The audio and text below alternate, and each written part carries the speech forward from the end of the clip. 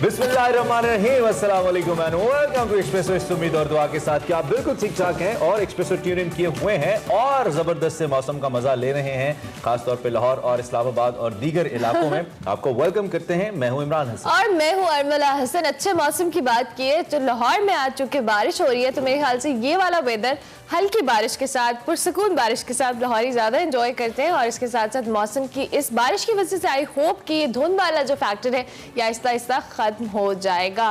लेकिन उसके साथ साथ कोविड की भी हम बात करते हैं। लेकिन फौरन कोविड नहीं होता ना, साथ कराची भी हम जाते होते हैं। अच्छा, सही है। वहाँ पे बहुत जबरदस्त हवाएं भी चल रही हैं। रिपोर्ट्स कुछ इस तरह से हैं कि हवाएं गर्द आलूद भी हो सकती हैं और ऐसी जगह जहाँ पे बिल बोर्ड्स मौजूद हैं या कुछ ऐसी तनसीबात मौजूद हैं जो कि जिनके गिरने का खतरा है, तो आप वहाँ से जरा मोहतात रहिएगा। खासतौर पर गाड़ी वगैरह पार करते हुए भी थोड़ा सा ध्यान कीजिएगा। दो कि हवाएं उतनी तेज नहीं है, कल हमें सरफराज साहब ने बताया था जितना इससे पहले सीजन के अंदर चली थी, लेकिन उसके बावजूद एहतियात बहुत जरूरी है। We have a lot to share. आज तो जैसे ना वो दो खवातीन बहुत अरसे के बाद मिलती है खानदान में, तो वो भरी सारी बातें कर रही होती है कि हम सब कुछ कर लें। तो खैर वो खवातीन वाला कुछ वैसा मामला है। बहुत सारी खबरें हमारे पास शेयर करने के लिए जिस पे हमने बात करनी है। सबसे पहले हम क्रिकेट पीएसएल में बात करते हैं। Latest controversy, yes, latest controversy. और उसके साथ साथ जो थ्रिल और एक्साइटमेंट है वो तो अपनी तरफ, मैच पे तो हम एनालिसिस देंगे, लेकिन उससे पहले जो सरफराज अहमद और सलमान बट के दरमियान एक कंट्रोवर्सी सामने आई। दोनों साबिक कप्तान। एग्जैक्टली। सलमान बट ने कुछ तनकीद की सरफराज अहमद पर, जिसके जवाब में सरफराज ने एक बहुत ही जो कह ले रूड किस्म की एक ट्वीट की, जिसमें उन्होंने कहा कि जो शख्स ऑन ड्यूटी इस तरह का मामला कर सकता है वो हमें बताएंगे कि हमें किस तरह से प्रेजेंट करना है। इस तरह करके कुछ ट्वीट सरफराज अहमद ने की। पहले जब एक I think it was an online show, मुझे ऐसा लगा, जिसमें सलमान बट साहब बैठे हुए थे, साबिक कप्तान भी हैं पाकिस्तान के, और अब वो एज एन एनालिस्ट बैठ रहे हैं मुख्तलिफ चैनल्स के ऊपर। तो सलमान बट साहब ने सरफराज अहमद की कैप्टेंसी के ऊपर तनकीद की, जिसमें उन्होंने कहा कि वो अपने खिलाड़ियों पर फैसले इंपोज करते नजर आते हैं, शाउट करते नजर आते हैं। उन्होंने सरफराज अहमद की परफॉर्मेंस को क्रिटिसाइज किया नेशनल टीम के अंदर भी और क्वेटा ग्लैडिएटर्स के अंदर भी, जिसके वो कप्तान है, जिसमें उन्होंने कहा कि इसका खुमियाजा वो भुगत रहे हैं और उन सवालों के जवाब सरफराज अहमद हैं जो उनके ऊपर मौजूद हैं। मेरे ख्याल में ये तनकीद मुझे जाती नहीं लगी, ये मेरी जाती राय है। सलमान बट की ये तनकीद मुझे जाती तौर पर नहीं लगा कि उनकी जात पे कर रहे हैं। एज कैप्टन कर रहे थे, एज एनालिस्ट कर रहे थे, जो कि कोई भी एनालिस्ट किसी भी प्लेयर के ऊपर कर सकता है, उसकी तारीफ भी कर सकता है। लेकिन इसके जवाब में सीखपा हो गए सरफराज अहमद और उन्होंने बाकायदा तौर पे नाम मेंशन किए बगैर एक ट्वीट की, जिसको बहुत सारे लोगों ने। अच्छा, ये ट्वीट एग्जैक्टली हम बता देते हैं। पाकिस्तान को ऑन ड्यूटी बेचने वाले फिक्सर जब नियत पर भाषण देंगे तो फिर अल्लाह ही हाफिज है। साथ साथ उन्होंने हैशटैग यूज किया, जस्ट सेइंग। सो ये जवाब में सरफराज अहमद ने ट्वीट किया, that was kind of rude. अच्छा, दोनों के दरमियान ऐसा नहीं होना चाहिए और हम इस मामले को कोई हवा नहीं दे रहे। मेरे में सलमान बट साहब एज एन एनालिस्ट अगर बैठ रहे हैं, अगर उनसे कोई गलती हुई भी है, गलती बहुत से लोगों से होती है, मैं जाती तौर पे बहुत बड़ा मुखालिफ हूं उन लोगों का जिन्होंने कभी मैच फिक्सिंग, लेकिन मेरे ख्याल से उन्होंने सफर भी किया है और माफ तो अल्लाह की जात भी कर देती है। उनकी इस चीज को बेस बनाकर बार बार उस चीज को मेंशन करना मेरे ख्याल में ये ठीक नहीं है। मुझे सरफराज से इस ट्वीट की तवक्को नहीं थी। बड़े बुर्दबार किस्म के आदमी है, बड़े अच्छे आदमी है, as a human he is a very nice person Sarfaraz Ahmed. लेकिन चलें, कभी कभी पैमाना लबरेज हो ही जाता है, कभी कभी शिकस्त, टीम से बाहर रहना, वो भी आपको चीजें तंग कर देती हैं। लेकिन हमारे लोग जब आपको कंटिन्यूअसली क्रिटिसाइज कर रहे हो तो दोनों प्लेयर्स के दरमियान ऐसा मामला नहीं होना चाहिए। ये हमने कहना था। कहते हैं ना, लड़ाई माफ करो, अल्लाह के घर साफ करो, ऐसा होना चाहिए। और इसके साथ साथ हमारे मोहतरम वजीर आजम जा रहे हैं चीन के दौरे पर। इस दौरे में सदर शी जिनपिंग, वजीर आजम जो चीन के हैं, वजीर आजम ली कीचियांग, उनसे भी मुलाकात करेंगे। इसके अलावा 3 से 6 फरवरी तक ये चीन का दौरा है। वजीर आजम जो सरमाई ओलंपिक्स हैं उनकी इफ्तिताही तकरीब में शिरकत करेंगे और पाकिस्तान और चीन के ताल्लुकात को लेकर, सी पैक को लेकर बहुत इंपॉर्टेंट दौरा है ये जो कि होने प्राइम मिनिस्टर के इस दौरे के हवाले से, पीएसएल के हवाले से, जो मैचेस का थ्रिल है, ये तो हमने आपके साथ दीगर साइट शेयर की, लेकिन मैच के हवाले से दीगर चीज़ों पर हमने आपसे डिटेल में बात करनी है, क्योंकि शो में बहुत कुछ होता है। एज यूजुअल आगे बढ़ेंगे भी आपको बताएंगे आज की हेडलाइंस। मुल्क की मईशत के लिए बड़ी खबर। 10 माह की मुसलसल कोशिश के बाद IMF ने पाकिस्तान के लिए $1 अरब कर्ज की मंजूरी दे दी। वजीर आजम के दौरा चीन से पहले बड़ी बैठक। सनतकारों का मजदूर की कम से कम उजरत बढ़ाने पर इत्तेफाक। आर्मी चीफ का भी मुल्क की तरक्की के लिए हर मुमकिन ताउन का अज़्म। मेडिकल रिपोर्ट के बाद वीडियो आ गई। नवाज शरीफ अस्पताल जाने की बजाय सैकड़ों मील दूर फैक्ट्रियों के दौरों में मसरूफ। सरकारी टीवी ने बड़ा दावा कर दिया। नवाज शरीफ की वीडियो पर लीगी रहनुमाओं का रद्द-ए-अमल। इसहाक डार और हुसैन नवाज ने वीडियो की टाइमलाइन पर मुतज़ाद दावे कर दिए। ऑपोजिशन का एहतजाज रंग ले आया। सिंध हुकूमत ने बल्दियाती एक्ट पर हिज़्ब इख्तिलाफ से मुज़ाकरात के लिए कमेटी बना दी। मेल मुलाकातों का सिलसिला शुरू। Segment over a cup of coffee में हमना खालिद मुलाकात करवाएंगी मेंबर कौमी असम्बली जिले हुमा से।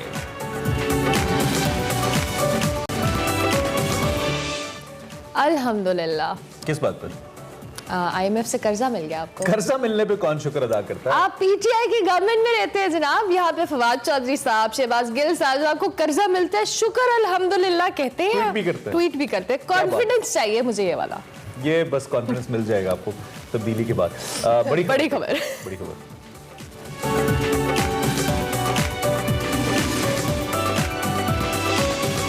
बड़ी खबर एक सबसे पहले हम ऐसा करते हैं, एक वीडियो की बात कर लेते हैं। IMF पे भी हम आएंगे, वो वीडियो बड़ी जरूरी है। मुल्की सियासत में खूब वावेला मचा हुआ है। एक तो पाकिस्तान की ऐसी सियासत है कि हर कुछ अरसे बाद एक वीडियो आती है, इसलिए हमारे सिनेमाज नहीं चलते, टीवी पे इतनी फिल्में आ जाती हैं। खैर, सब हम जानते हैं कि साबिक वजीर आजम हमारे नवाज शरीफ साहब पिछले 3 साल से इलाज के सिलसिले में लंदन में मुकीम है, लेकिन कोरोना के बायस अब तक उनका जो प्रॉपर इलाज है, जिसे उनकी पार्टी कह रही है कि प्रॉपर उनका जो ट्रीटमेंट है वो शुरू नहीं हो सका। उनकी सेहत से मुतालिक जो डॉक्टर साहिबान है उनकी राय सामने आई है। कल भी हमने इसका जिक्र किया था, जिसके बारे में आपको बताया भी था कि डॉक्टर्स के मुताबिक नवाज शरीफ इस वक्त शदीद जहनी दबाव का शिकार हैं, दिल के आर्जे में मुब्तला हैं, उनकी एंजियोग्राफी होनी है, और अगर एंजियोग्राफी के बाद कुछ प्रॉब्लम हुई तो एंजियोप्लास्टी भी होनी है। कोविड में सफ़र करना इस रिपोर्ट के मुताबिक, इस लेटर के मुताबिक एक्चुअली वो उनके लिए ख़तरनाक है। पाकिस्तान वापस आना तो उनके लिए इंतहाई ख़तरनाक है, ये भी इस लेटर के अंदर मेंशन है। सरकारी टीवी ने अब एक वीडियो जारी की है, और मजे की बात यह कि इस दौर में सरकारी टीवी भी अहम हो गया है, क्योंकि वीडियोस अब सरकारी टीवी से जारी की जाती है। That's good, I appreciate. इस वीडियो में दावा किया गया है कि साबिक वजीर आजम नवाज शरीफ अस्पतालों में इलाज के बगैर फैक्ट्रियों के दौरे कर रहे हैं अपने बेटों के साथ, और इसहाक डार साहब के हमरा तकरीबन 400 किलोमीटर दूर मैनचेस्टर का इलाका है नेल्सन, इसमें फैक्ट्री का उन्होंने दौरा किया, और यहाँ पे वो ब्रीफिंग लेते भी नजर आते हैं, वो भी कोरोना SOPs के बगैर। इस वीडियो पर वफाकी वज़रा और हुकूमती शख्सियात का सख्त रद्द-ए-अमल आ रहा है। उनकी मेडिकल रिपोर्ट्स कोई मानने को ऑलरेडी तैयार नहीं है, और इसे जाली करार दिया जा रहा है, उसका मजाक उड़ाया जा रहा है, और नवाज शरीफ की सेहत पर और मेडिकल रिपोर्ट्स पर सवालात उठाए जा रहे हैं। हुकूमती बयानबाजी पर साबिक वजीर खजाना इसहाक डार साहब ने दावा किया कि वीडियो 1 साल पुरानी है, जबकि हुसैन नवाज ने इसी वीडियो को 4 से 5 महीने पुरानी कह दिया। अब नवाज शरीफ के मामले पर शहबाज शरीफ साहब ने भी हुकूमत को जवाबी खत लिख दिया है, जिसमें बताया गया कि नवाज शरीफ की जो मेडिकल रिपोर्ट्स हैं बाकायदगी से अदालत में जमा करवाई जा रही हैं, और साथ साथ उन्होंने अटॉर्नी जनरल को भी खत को तौहीन अदालत करार देते हुए कहा कि हुकूमत ने उनके जरिए मेडिकल ट्रायल और अदालती मामले पर असरअंदाज होने की कोशिश की, जो कि तौहीन अदालत है, उसके खिलाफ कानूनी कार्रवाई का हक रखते हैं। बिल्कुल, इसी मामले पे हमने बात भी करनी है, हमारे साथ अली मोहम्मद होंगे, लेकिन इनसे पहले उन्हीं के कुलीग फवाद चौधरी साहब इस्लामाबाद में मीडिया से बातचीत कर रहे हैं, आपको दिखाते हैं। CPEC समेत मजबूत तिजारती और इक्तिसादी ताउन।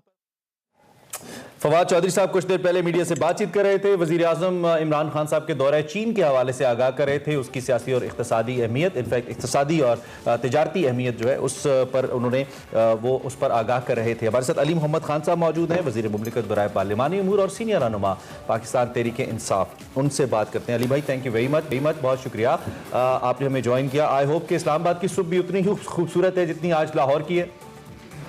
जी, बारिश हुई है और काफी सर्दी है। आपको देख के भी लग रहा है कि सर्दी आज थोड़ी ज्यादा है। अच्छा, चले ये बताइए, सबसे पहले तो ये जो नई वीडियो आई है देखी आपने, इससे क्या लग रहा है आपको? नवाज शरीफ साहब ठीक हैं इस वीडियो को देखने के बाद? जी, बहुत शुक्रिया, आप सबको सुबह बखैर जी। बिस्मिल्लाहिर्रहमानिर्रहीम, अल्लाहुम्मा सल्लि व सल्लिम व बारिक अला सय्यिदिना मुहम्मद। सबसे पहले तो इससे भी अहम जो इशू है उस पर मैं जरूर बात करना चाहूंगा, अगर आपकी इजाजत हो। जी जरूर। कल जो FC पे अटैक हुआ बलूचिस्तान में, और अल्लाह ताला के करम से हमारी SSG ने, हमारी फोर्सेस ने उसको रिपेल किया है, दहशतगर्दों को जो है और जहन्नुम वासिल किया है। इंशाल्लाह पूरी कौम जो है इस जंग में अपनी फोर्सेस के साथ है, और इंशाल्लाह ये 22 के 22 को मिलकर जंग लड़ेंगे इंशाल्लाह, और अपने मुल्क में महफूज करेंगे। दुश्मन को इंशाल्लाह नाकामी होगी, पहले भी हुई है, अब भी होगी। देखिए, मियां साहब की जो रिपोर्ट है, अजीब सा एक मामला है कि एक तरफ उनकी बड़ी सीनियर क़यादत बड़ा वो खुशी से ऐलान करती थी, और चंद दिन पहले की बात कि मियां साहब आ रहे हैं और वो आने वाले हैं और सारा कुछ, कंडीशन ये रिपोर्ट आ गई, अब ये अदालत में उन्होंने जमा की होगी। अदालत में अब इसको ऑब्जर्व किया जाएगा, इसको जांचा जाएगा, क्योंकि अदालत ने तो उनको बुलाया है और यहाँ से तो वो इस वक्त एक ऐसे मुल्जिम और मुजरिम के तौर पे हैं जो अपनी गारंटी को टाइम को अबूर कर चुके हैं और उनको वापस आना है। तो ये जो मेडिकल रिपोर्ट है, देखा जाएगा कि क्या मियां साहब ने ये जो विजिट किया है फैक्ट्री का, क्या वहाँ उन्होंने वो एहतियात जो है वो रवा रखी जो उस रिपोर्ट की जरूरी थी, और क्या ये रिपोर्टिंग उसे पाकिस्तान आने से मना करती है या वहाँ भी वो ट्रैवल से वो मना है। बहरहाल एक मेडिकल इशू है, लेकिन जिस तरह से उन्होंने अपने आप को कैरी किया है और उस बीमारी को एक पॉलिटिकल रंग भी दिया उसकी अपनी जमात ने, तो जाहिर है फिर हम भी सियासी जमात है तो उसका फिर जवाब उधर से आता है। अमूमी तौर पे सरकारी टीवी के अंदर कोई इन्वेस्टिगेटिव जर्नलिज्म नहीं होती है, जो सरकार कहती है वो सरकारी टीवी बताता है। क्योंकि मैंने बहुत अरसा वहां पे काम किया तो आई नो दैट। वीडियो हुकूमत ने जारी की है, सरकारी टीवी को कहा कि जारी करो, या आप लेके आ रहे हैं वीडियो? देखिए, हो सकता है ये कोई इंडिपेंडेंट सोर्स से आई हो, क्योंकि कुछ कल एक प्रोग्राम में मैं था, वहाँ भी ये आई थिंक समा न्यूज़ था, तो मे भी कोई इंडिपेंडेंट सोर्सेज से आई हो, क्योंकि इन्वेस्टिगेटिव जर्नलिस्ट तो हर जगह होते हैं। तो लेट्स सी कि उसकी सोर्स क्या है, लेकिन असल चीज ये है कि मियां साहब वहाँ उसमें दिखाई दे रहे हैं, लुकिंग क्वाइट फिट और ट्रैवल कर रहे हैं। ये देखना होगा कि कब की है, क्योंकि मुतजाद राय आई है उनके बर्फदार कुछ महीनों की बात कर रहे हैं और आपने खुद फरमाया कि 7 साल की बात कर रहे हैं, तो वी हैव टू सी कि ये कितनी रिसेंट है। लेकिन बहरहाल एक तजाद तो नजर आ रहा है कि एक तरफ उनकी रिपोर्टें आ रही हैं, दूसरी तरफ उनकी वीडियोज आ रही हैं, तो एक तजाद बहरहाल मौजूद है। ठीक है, इसी तजाद पर वफाकी वुज़रा और हुकूमती शख्सियात तनकीद भी कर रही हैं। पहले रिपोर्ट को भी जाली करार दिया जा रहा था और अब ऑब्वियसली ये वीडियो मंजर आम पर आई है, तो उससे भी इस रिपोर्ट के हवाले से बहुत सारे शुबहात पैदा हुए हैं। अगर तो ये वीडियो जाली है और तमाम तरफ वफाकी वुज़रा हुकूमती शख्सियात को लगता है, तो इसे हुकूमत की जानिब से क्या अदालतों में चैलेंज किया जाएगा इस रिपोर्ट को? जी, आप शायद वीडियो नहीं रिपोर्ट की बात कर रहे हैं। रिपोर्ट बड़ी अजीब सी है, क्योंकि ये कोई नॉवल सी चीज सामने आई है कि ट्रैवल में अगर हार्ट का इशू है या कोई बॉडी जो प्लेटलेट्स का इशू था जिसकी उन्होंने ट्रीटमेंट तो बहरहाल जो लग ही रहा है कि बाकायदगी से उनकी जमात तो क्लेम कर रही है, लेकिन अदालत ने उनकी रिपोर्टें मांगी और उनको जो है पेश होने का भी हुक्म दिया। तो ये देखना पड़ेगा कि क्या वाकई उनकी मेडिकल कंडीशन ऐसी है कि उनको अदालत जो है वो बुलाए और फिर भी वो ना आए, क्योंकि जो उनकी मेंटल कंडीशन की बात इस रिपोर्ट में वो कर रहे हैं। मैं तो नहीं पढ़ी रिपोर्ट कि उनको मेंटल डिसऑर्डर है या डिस्ट्रेस है या उसको एक कह लें कि एक मेंटल टेंशन में है या एंग्जाइटी में है। तो क्या ऐसे पेशेंट जो हैं वो जब गए थे तो क्या इस बिना पे गए थे, क्योंकि वो तो प्लेटलेट्स वाला उनका इशू था जिसकी उन्होंने ट्रीटमेंट कोई नहीं ली। ये भी देखना होगा। ये एक नुकता मैं आपके सामने रख रहा हूँ, जरूर मुस्लिम लीग नून के दोस्तों से पूछिएगा कि इस तरह के कोई भी और अगर मरीज है तो क्या पिछले 2-2.5 साल में अगर ऐसी कोई क्रिटिकल कंडीशन हो तो क्या वहाँ की मेडिकल की जो भी फैसिलिटीज हैं वो इस काबिल नहीं है कि वो आपको 2-2.5 साल में ट्रीटमेंट दे सकें? क्या ऐसे मरीज को जिसकी प्लेटलेट कंडीशन इतनी सीरियस बताई गई थी तो उसको 2-2.5 साल आप इस वजह से ट्रीटमेंट नहीं देंगे? कोरोना है तो कोरोना तो कोई नजर नहीं आ रहा, वहाँ दो राय नहीं है दी गई है या नहीं कि अवाम को लॉलीपॉप दिया जाता है, और इस मामले में भी अवाम को बड़ा तगड़ा लॉलीपॉप एक अरसे से नून लीग दे रही है। चूंकि कई पॉइंट्स के ऊपर मरियम नवाज साहिबा कहती हैं कि अगर मुझे आप यकीन दिला दें कि नवाज शरीफ साहब को इंसाफ मिलेगा तो वो कल की फ्लाइट से, शाम की फ्लाइट से वापस आ जाएंगे।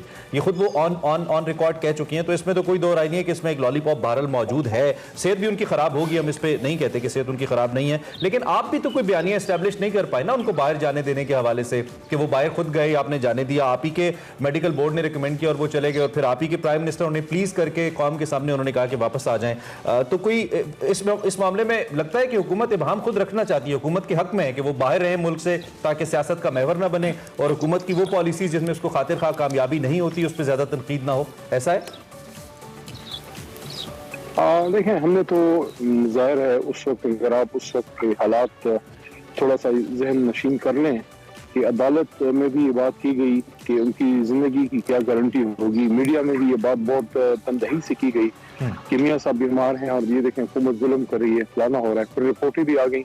ये बहरहाल एक अमर है कि वो रिपोर्ट्स अगर मैनिपुलेट की तो उसकी उस लेवल पे इन्वेस्टिगेशन जरूर होनी चाहिए थी कि बहरहाल किसने उसको मैनिपुलेट किया, क्योंकि जैसे ही वो गए हैं तो उस रिपोर्ट के हवाले से जिस तरह उनकी सेहत थी उस तरह से उनकी वहाँ जो चलते फिरते रहे जो रहे, अल्लाह उनको सेहत दे। वैसे किसी की सेहत के बारे में कभी बदशगुनी नहीं करनी चाहिए, लेकिन जिस तरह उन्होंने अपने आप को वहाँ पे कैरी किया, दो नुकते यहाँ पे बड़े अहम है कि ट्रीटमेंट नहीं ली, जिस तरह ओपनली मूवमेंट करते रहे, हॉस्पिटल में नहीं गए ज्यादा जिस तरह वो होना चाहिए सीरियस पेशेंट का। लेकिन सबसे इम्पोर्टेंट चीज जो आपने खुद ही निशानदेही भी कर दी कि जो उनकी साहबजादी हैं, उन्होंने इस्लामाबाद हाई कोर्ट के बाद जो बात की थी कि आप हमें इनकी एहतसाब की और इंसाफ की जमानत दे दें, इंसाफ होने की जमानत देने, कल की फ्लाइट से आ जाएंगे। तो इसका मतलब तो फिर ये था कि वो he was perfectly all right, सिर्फ they were waiting for a deal, किसी डील के इंतजार में थे। तो ये सारी चीजें तो खराब तो मुस्लिम लीग ने खुद ही की हैं। ठीक हो गया। अच्छा अली मोहम्मद खान साहब, ऑब्वियसली आप लोग भी बार बार कहते हैं कि मुल्की सियासत में नवाज साबिक वजीर आजम का किरदार उस तरह से नहीं रहा अब, क्योंकि मरियम नवाज, शहबाज शरीफ, हमजा शहबाज यहाँ पर एक ड्राइविंग फोर्स की हैसियत से काम कर रहे हैं। लेकिन बार बार वफाकी वज़रा आते हैं, प्राइम मिनिस्टर साहब आते हैं, वो नवाज शरीफ साहब को कहीं ना कहीं से घुमा फिरा के अपनी स्टेटमेंट्स के अंदर ले आते हैं। नवाज शरीफ की तो वजीर आजम की तकरीर में तो होती ही नवाज शरीफ साहब और शरीफ। तो अगर उनका किरदार नहीं है मुल्की सियासत में वफाकी वज़रा के मुताबिक, तो फिर बार बार उनको इस सियासत में ड्रैग करना, तो मेरे ख्याल से फिर हम अपने मुल्की जो मसाइल हैं उन पर फोकस किया जाए, ना कि साबिक वजीर आजम कहाँ हैं, उनको वापस कैसे लाना है। मोहब्बत की तरह भूल क्यों नहीं जाते आप उन्हें?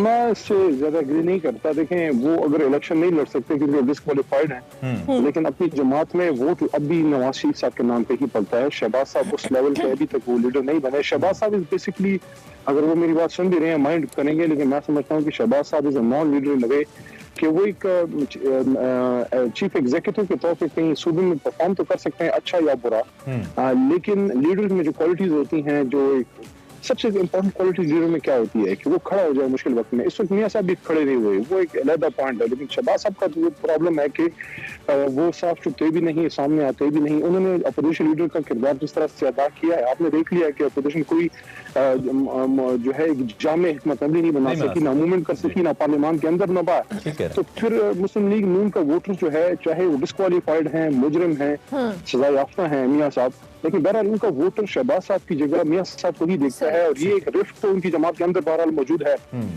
तो आप कह रहे हैं उनकी शख्सियत का असर है। अच्छा, अब मैं आपकी तवज्जो एक बड़े अहम मसले पे दिलाना चाहता हूँ, और वो मसला सियासी नहीं है, आपसे मुताल्लिक भी संभव नहीं है, लेकिन चूंकि आप एक सियासी रहनुमा हैं, वजीर हैं, तो और ह्यूमैनिटेरियन भी हैं, आई नो यू पर्सनली, तो मैं इस हवाले से आपसे पूछना चाहता हूँ, कराची में इस वक्त जो जराइम की शरह अली मोहम्मद खान साहब वो खतरनाक हद तक बढ़ चुकी है, और इतनी ज्यादा सोशल मीडिया पे आए दिन वीडियोस आ रही हैं, माओ बहनों को लूटा जा रहा है, रिक्शों के अंदर डकैतियां की जा रही हैं, घरों में घुस रहे हैं। मतलब ऐसा लगता है कि शायद कराची अब से पहले वाली सूरत हाल से भी कहीं आगे निकल गया है।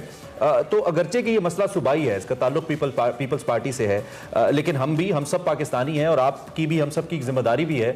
इस पे क्या वफाकी हुकूमत या आप लोग कोई किरदार अदा कर रहे हैं कि इस पे बात की जाए? कराची के लॉ एंड ऑर्डर सिचुएशन के ऊपर ये इस वक्त बहुत खतरनाक नहज पे पहुंच चुका है। अली मोहम्मद खान साहब, देखिए, पुलिसिंग तो मुराद अली शाह साहब की जिम्मेदारी है, सूबा है, और 18वीं तरमीम के बाद 18वीं तरमीम में जहाँ कुछ अच्छे काम किए हैं, वहाँ इसने इस मुल्क में कुछ बहुत बड़े बड़े ब्लॉकेट्स भी बना दिए हैं। कुछ ऐसी चीजें होती हैं जिसमें मरकज पहले बड़ा पॉजिटिव रोल अदा करता था, बड़ा स्ट्रॉन्ग रोल अदा करता था। अब अगर आप देखें तो वहाँ मरकज के भी कुछ चीजों में हाथ बंधे होते हैं। सुबह भी कहता है जनाब ये तो मरकज के पास, हमारा इसमें काम नहीं है। मैं समझता हूँ कि वक्त आ गया कि एक कोई, चलो बात लीगल की तरफ जा रही है कि एक तो इस 18वीं तरमीम में भी कुछ बेहतरी की तरफ हम जाएं, और कोऑर्डिनेशन बेहतर करने के लिए इसमें कोई मजीद तरामीम भी की जाए कि जैसे लॉ एंड ऑर्डर है, अब है तो सूबाई मामला, लेकिन रेंजर्स के बगैर आप उसको कर सकते हैं, रेंजर्स हमारे नीचे हैं। तो बहरहाल इसमें अगर मरकज की तरफ से कोई भी इनको सपोर्ट चाहिए सूबाई हुकूमत को सिंध में, हम तो अवेलेबल हैं। हमारे इंटीरियर मिनिस्टर साहब, हमारे कुछ सीनियर मिनिस्टर हैं भी कराची से ही हैं, तो we are there to help them out.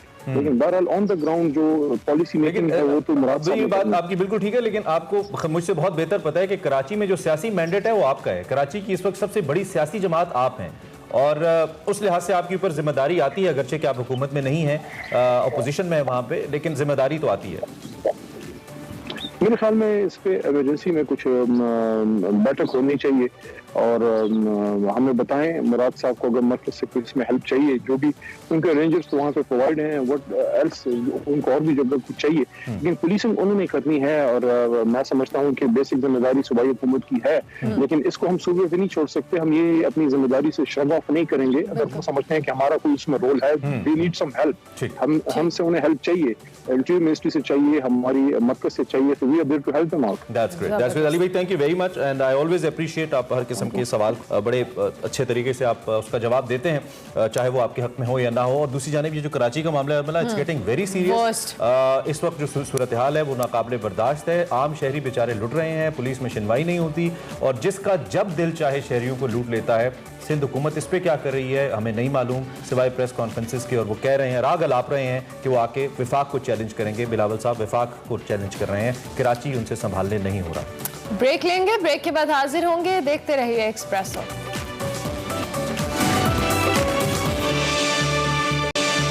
Welcome back to Expresso. बात करेंगे कुछ मौसम की सूरत हाल की। तो महकमा मौसमियात के मुताबिक मुल्क भर में मगरबी हवाओं का सिलसिला मुल्क में दाखिल हो चुका है, जिसके तहत आज लाहौर में तो बारिश हो रही है और कराची में भी ओवरऑल तेज हवाएं चल रही हैं। हमारे नुमाइंदे इस वक्त लाहौर और कराची से हमें ज्वाइन कर रहे हैं। कराची से हमारे साथ होंगे राहील सलमान और लाहौर से हमारे साथ होंगे अफजाल तालिब। सबसे पहले शहर कायद का रुख करते हैं।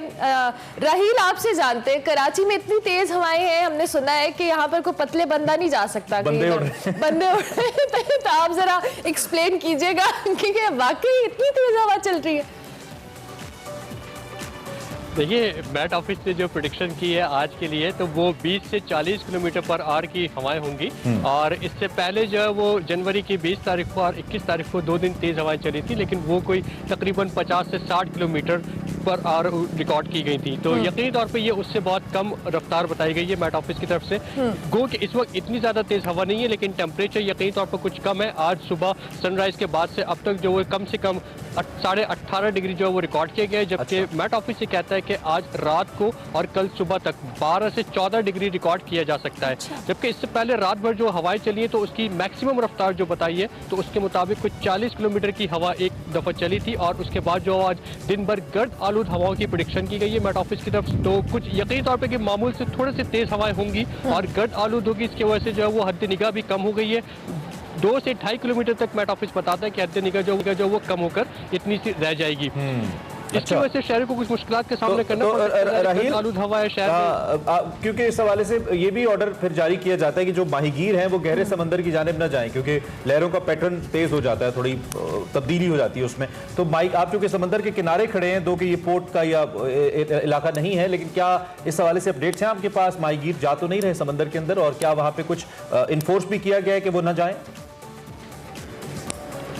जी बिल्कुल, मैं तो इस वक्त सी व्यू पर हूँ। सी व्यू एक पिकनिक पॉइंट है, यहाँ पे आम शहरी तफरी के लिए आते हैं। यकीनी तौर पर मैट ऑफिस की तरफ से जो वो कहा गया था कि समंदर में चूंकि हवा का प्रेशर ज़्यादा होता है और जितना ज़मीन पे तो उससे ऑलमोस्ट कोई 1.5 गुना ज़्यादा होता है, तो इसी वजह से माहीगीरों को भी ये हिदायत जारी की गई थी कि वो गहरे समंदर में ना जाए, खुले समंदर में जाने से गुरेज करें। आज की तारीख में तो इब्राहिम हैदरी का इलाका है, फिशरीज का इलाका है, डॉक्स का इलाका है, वहाँ पे जो वो माहीगीरों को मना किया जा रहा है कि वो समंदर में अगर जाए भी तो सिर्फ करीब करीब रहे, सही, यानी गहरे समंदर में ना जाएं। ठीक हो गया राहील, आप हमारे साथ ही मौजूद हैं। अफजाल तालिब हमें लाहौर से ज्वाइन कर रहे हैं, जो कि लाहौर में सुबह से बारिश हो रही है।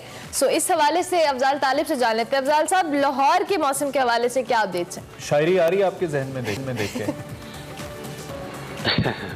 आज जी बिल्कुल जो है खूबसूरत मौसम है, और नेचुरली बात है जब खूबसूरत मौसम हो तो न सिर्फ लोगों के मुरझाए चेहरे भी खिलते हैं। अब तो माशाल्लाह जो है वो दरख्तों में भी जो है कुदरती हुस्न निखार जो है वो बड़ा वाज़ेह तौर पर नजर आ रहा है, आप देख रहे होंगे। तो सूरत ये है कि लाहौर में चूंकि मेट ऑफिस की तरफ से जो मगरब से हवाओं का सिलसिला जो है ऑलरेडी पहले बताया जा चुका था। आज रात गेट से जो है वो हल्की और तेज़ बारिश का सिलसिला जारी था जो बदस्तूर जारी है। तो अभी चूँकि महकमा मौसमियात के मुताबिक आज और कल तक जो है वो पंजाब के मैदानी इलाकों में जो है वो हल्की फुल्की बारिश, जबकि पहाड़ी इलाकों में बर्फबारी का सिलसिला जारी है। अब चूँकि रात से कल से जो है मरी उस गलियात में बर्फबारी भी हो रही है, उसके असरात पूरे पंजाब में जो है वो रूनमा हो रहे हैं। तो इस वक्त लाहौर में जो दर्जा हरारत है तकरीबन 16 डिग्री सेंटीग्रेड रिकॉर्ड किया जा रहा है। लेकिन महकमा मौसमियात के मुताबिक आज 24 घंटे तक जो है मुसलसल बारिश रहेगी, और जो दर्जा हरारत है वो 17 से 18 डिग्री सेंटीग्रेड तक रहेगा। तो बारिश की वजह से और बर्फबारी की वजह से लाहौर में सर्दी का मौसम जो है उसमें कदर इजाफा हो गया है, जिसको लोग खूब इंजॉय भी कर रहे हैं। चूँकि लाहौर गुज़श्ता एक हफ्ते से जो है गर्द-आलूद हवाएं चलने के अलावा आलूदगी के एतबार से लाहौर दूसरे और तीसरे नंबर पे आ रहा था, जिसकी वजह से लोगों को सांस लेने में और दरख्तों का पे जो गिरदो गुबार की वजह से जो इसका हुस्न मान पड़, तो इस बारिश की वजह से लोग इसे इंजॉय भी कर रहे हैं। तो अफजाल भाई फिर क्या ये जो चने और बोंग और पाए और ये जो दुकानें हैं जिसकी वजह से लाहौर फेमस है उस पर रश बढ़ गया है इस वक्त? वो तो अंदरून में तो फिर ट्रैफिक जैम होना चाहिए थे अच्छे मौसम में। अभी जब मैं सुबह कासमा प्लूटने के लिए पेपर के लिए आया था, मैं देखा यार हलवा की दुकान पे काफी रश था, तो लोग गरम गरम हलवा पूरी लेने के चक्करों में थे। और आप यकीन करें ठंड के मौसम में भी लोग जो है लस्सी पी रहे हैं। तो अच्छा, ये तो एक लॉरी है, कुछ भी कर सकते। बात ये है कि चूंकि तो आप पता है लाहौरिये जो है वो खाने पीने के लिहाज से जिंदा दिल लोग है ना, तो वो चाहते हैं चाहे गर्मी हो चाहे सर्दी हो, इसके हर मौसम में वो एंजॉय करते हैं। अच्छा, तो लाहौर में हलवा पूरी कराची का रुख भी कर ले अफजाल, आप साथी। हाँ नहीं, मैं वही जानना चाहती हूँ कि लाहौर में तो जब राहील बारिश होती है, तेज हवा चलती है, हल्का सा मौसम अच्छा होता है, तो यहाँ पे लाहौरी सबसे पहले खानों का रुख करते हैं कि खाने अच्छे मिल जाए उनको। कराची में क्या होता है? समंदर पे जाते हैं। कराची में मौसम अच्छा हो तो यकीनी तौर पे यकीनी तौर पे लोग फूड स्ट्रीट का रुख करते हैं। हाँ। और जब खुसूसी तौर पे जब बारिश होती है तो बारिश के साथ आप कह लें कि एक रिवायत है बड़े सगीर से चलती चली आ रही है। जब ये जॉइंट था तो एक पकौड़े की दुकानों पर रश जो वो बढ़ जाता है, उसके बाद समोसे और दीगर चीज़ें इसी तरह की वो बढ़ जाती हैं। लेकिन इसके साथ साथ हम देखते हैं कि जब भी मौसम सुहाना होता है तो शहरों की एक बड़ी तादाद सी व्यू का जरूर रुख करती है। सी व्यू पे जाहिर है कि एक हवा का मौसम, एक लुत्फ अंदोजी बिल्कुल एक डिफरेंट होती है। ज़मीनी तौर पे जो हवाएं चलती होती है वो एक अलग होती हैं, और जो समंदरी हवा पर होता है वो उसका प्रेशर जो है वो 2 टाइम मल्टीप्लाई हो जाता है। इसकी वजह से लोग जो है वो सी व्यू का जरूर रुख करते हैं। तो यहाँ पे जो वो लोगों की बड़ी तादाद पहुंच जाती है। अभी इस वक्त के सुबह का टाइम है, वर्किंग डे है, तो आज उस तरह से हमें रश नजर नहीं आ रहा, लेकिन उसके बावजूद सुबह भी जो है वो अच्छी खासी तादाद में। हाँ, सीवी पे ये होता है कि रेत वगैरह बहुत उड़ती है और बाज़ औक़ात तो इतनी रेत होती है कि ड्राइविंग करना मुश्किल हो जाता है आपके लिए काफी ज्यादा। आपने पहले भी बल्कि इस तरफ निशानदेही की, तो इस वक्त क्या सूरत हाल है? हवा तो है, क्या वो आपका जो हद्दे निगाह है उसको भी मुतासिर कर रही है, और उसके अलावा क्या ज्यादा गर्द वगैरह रेत वगैरह उड़ रही है? देखिए बिल्कुल ऐसा होता है कि चूंकि जाहिर है कि यहाँ पे रेत बहुत ज़्यादा होती है और हवा की वजह से वो रेत भी बहुत उड़ती है। लेकिन यहाँ पे हमने देखा कि कंटोनमेंट बोर्ड की तरफ से इंतजाम किए गए हैं। यहाँ पे सफाई का अमला मौजूद है जो कि इस वक्त यहाँ पे सफाई करने में मसरूफ है। यहाँ पे मशीनरी भी मौजूद है, और उसके अलावा हमने देखा कि वर्किंग डे के बावजूद यहाँ पे शहरों की एक बड़ी तादाद मौजूद है जो कि आज वर्किंग डे के हिसाब से होनी नहीं चाहिए, लेकिन फिर भी मौजूद है। ठीक है वो लोग। राहील, थैंक यू वेरी मच, बहुत शुक्रिया। अफजाल तालिब, आपका भी बहुत शुक्रिया। लाहौर और कराची से आप हमें कर रहे थे वेदर के हवाले से। लाहौर में बारिश हो रही है, कराची में हवाएं चल रही हैं, लेकिन आप पतले बंदे में हैं तो आप आराम से घूम फिर सकते हैं, ऐसा कोई मसला नहीं। कुछ जर्नलिस्ट कह रहे थे कि आप उड़ जाएंगे, ऐसा नहीं है, आप हौसले से चले, आप नहीं उड़ेंगे। आप नहीं उड़ेंगे। चला ब्रेक लेते हैं, ब्रेक के बाद आते हैं।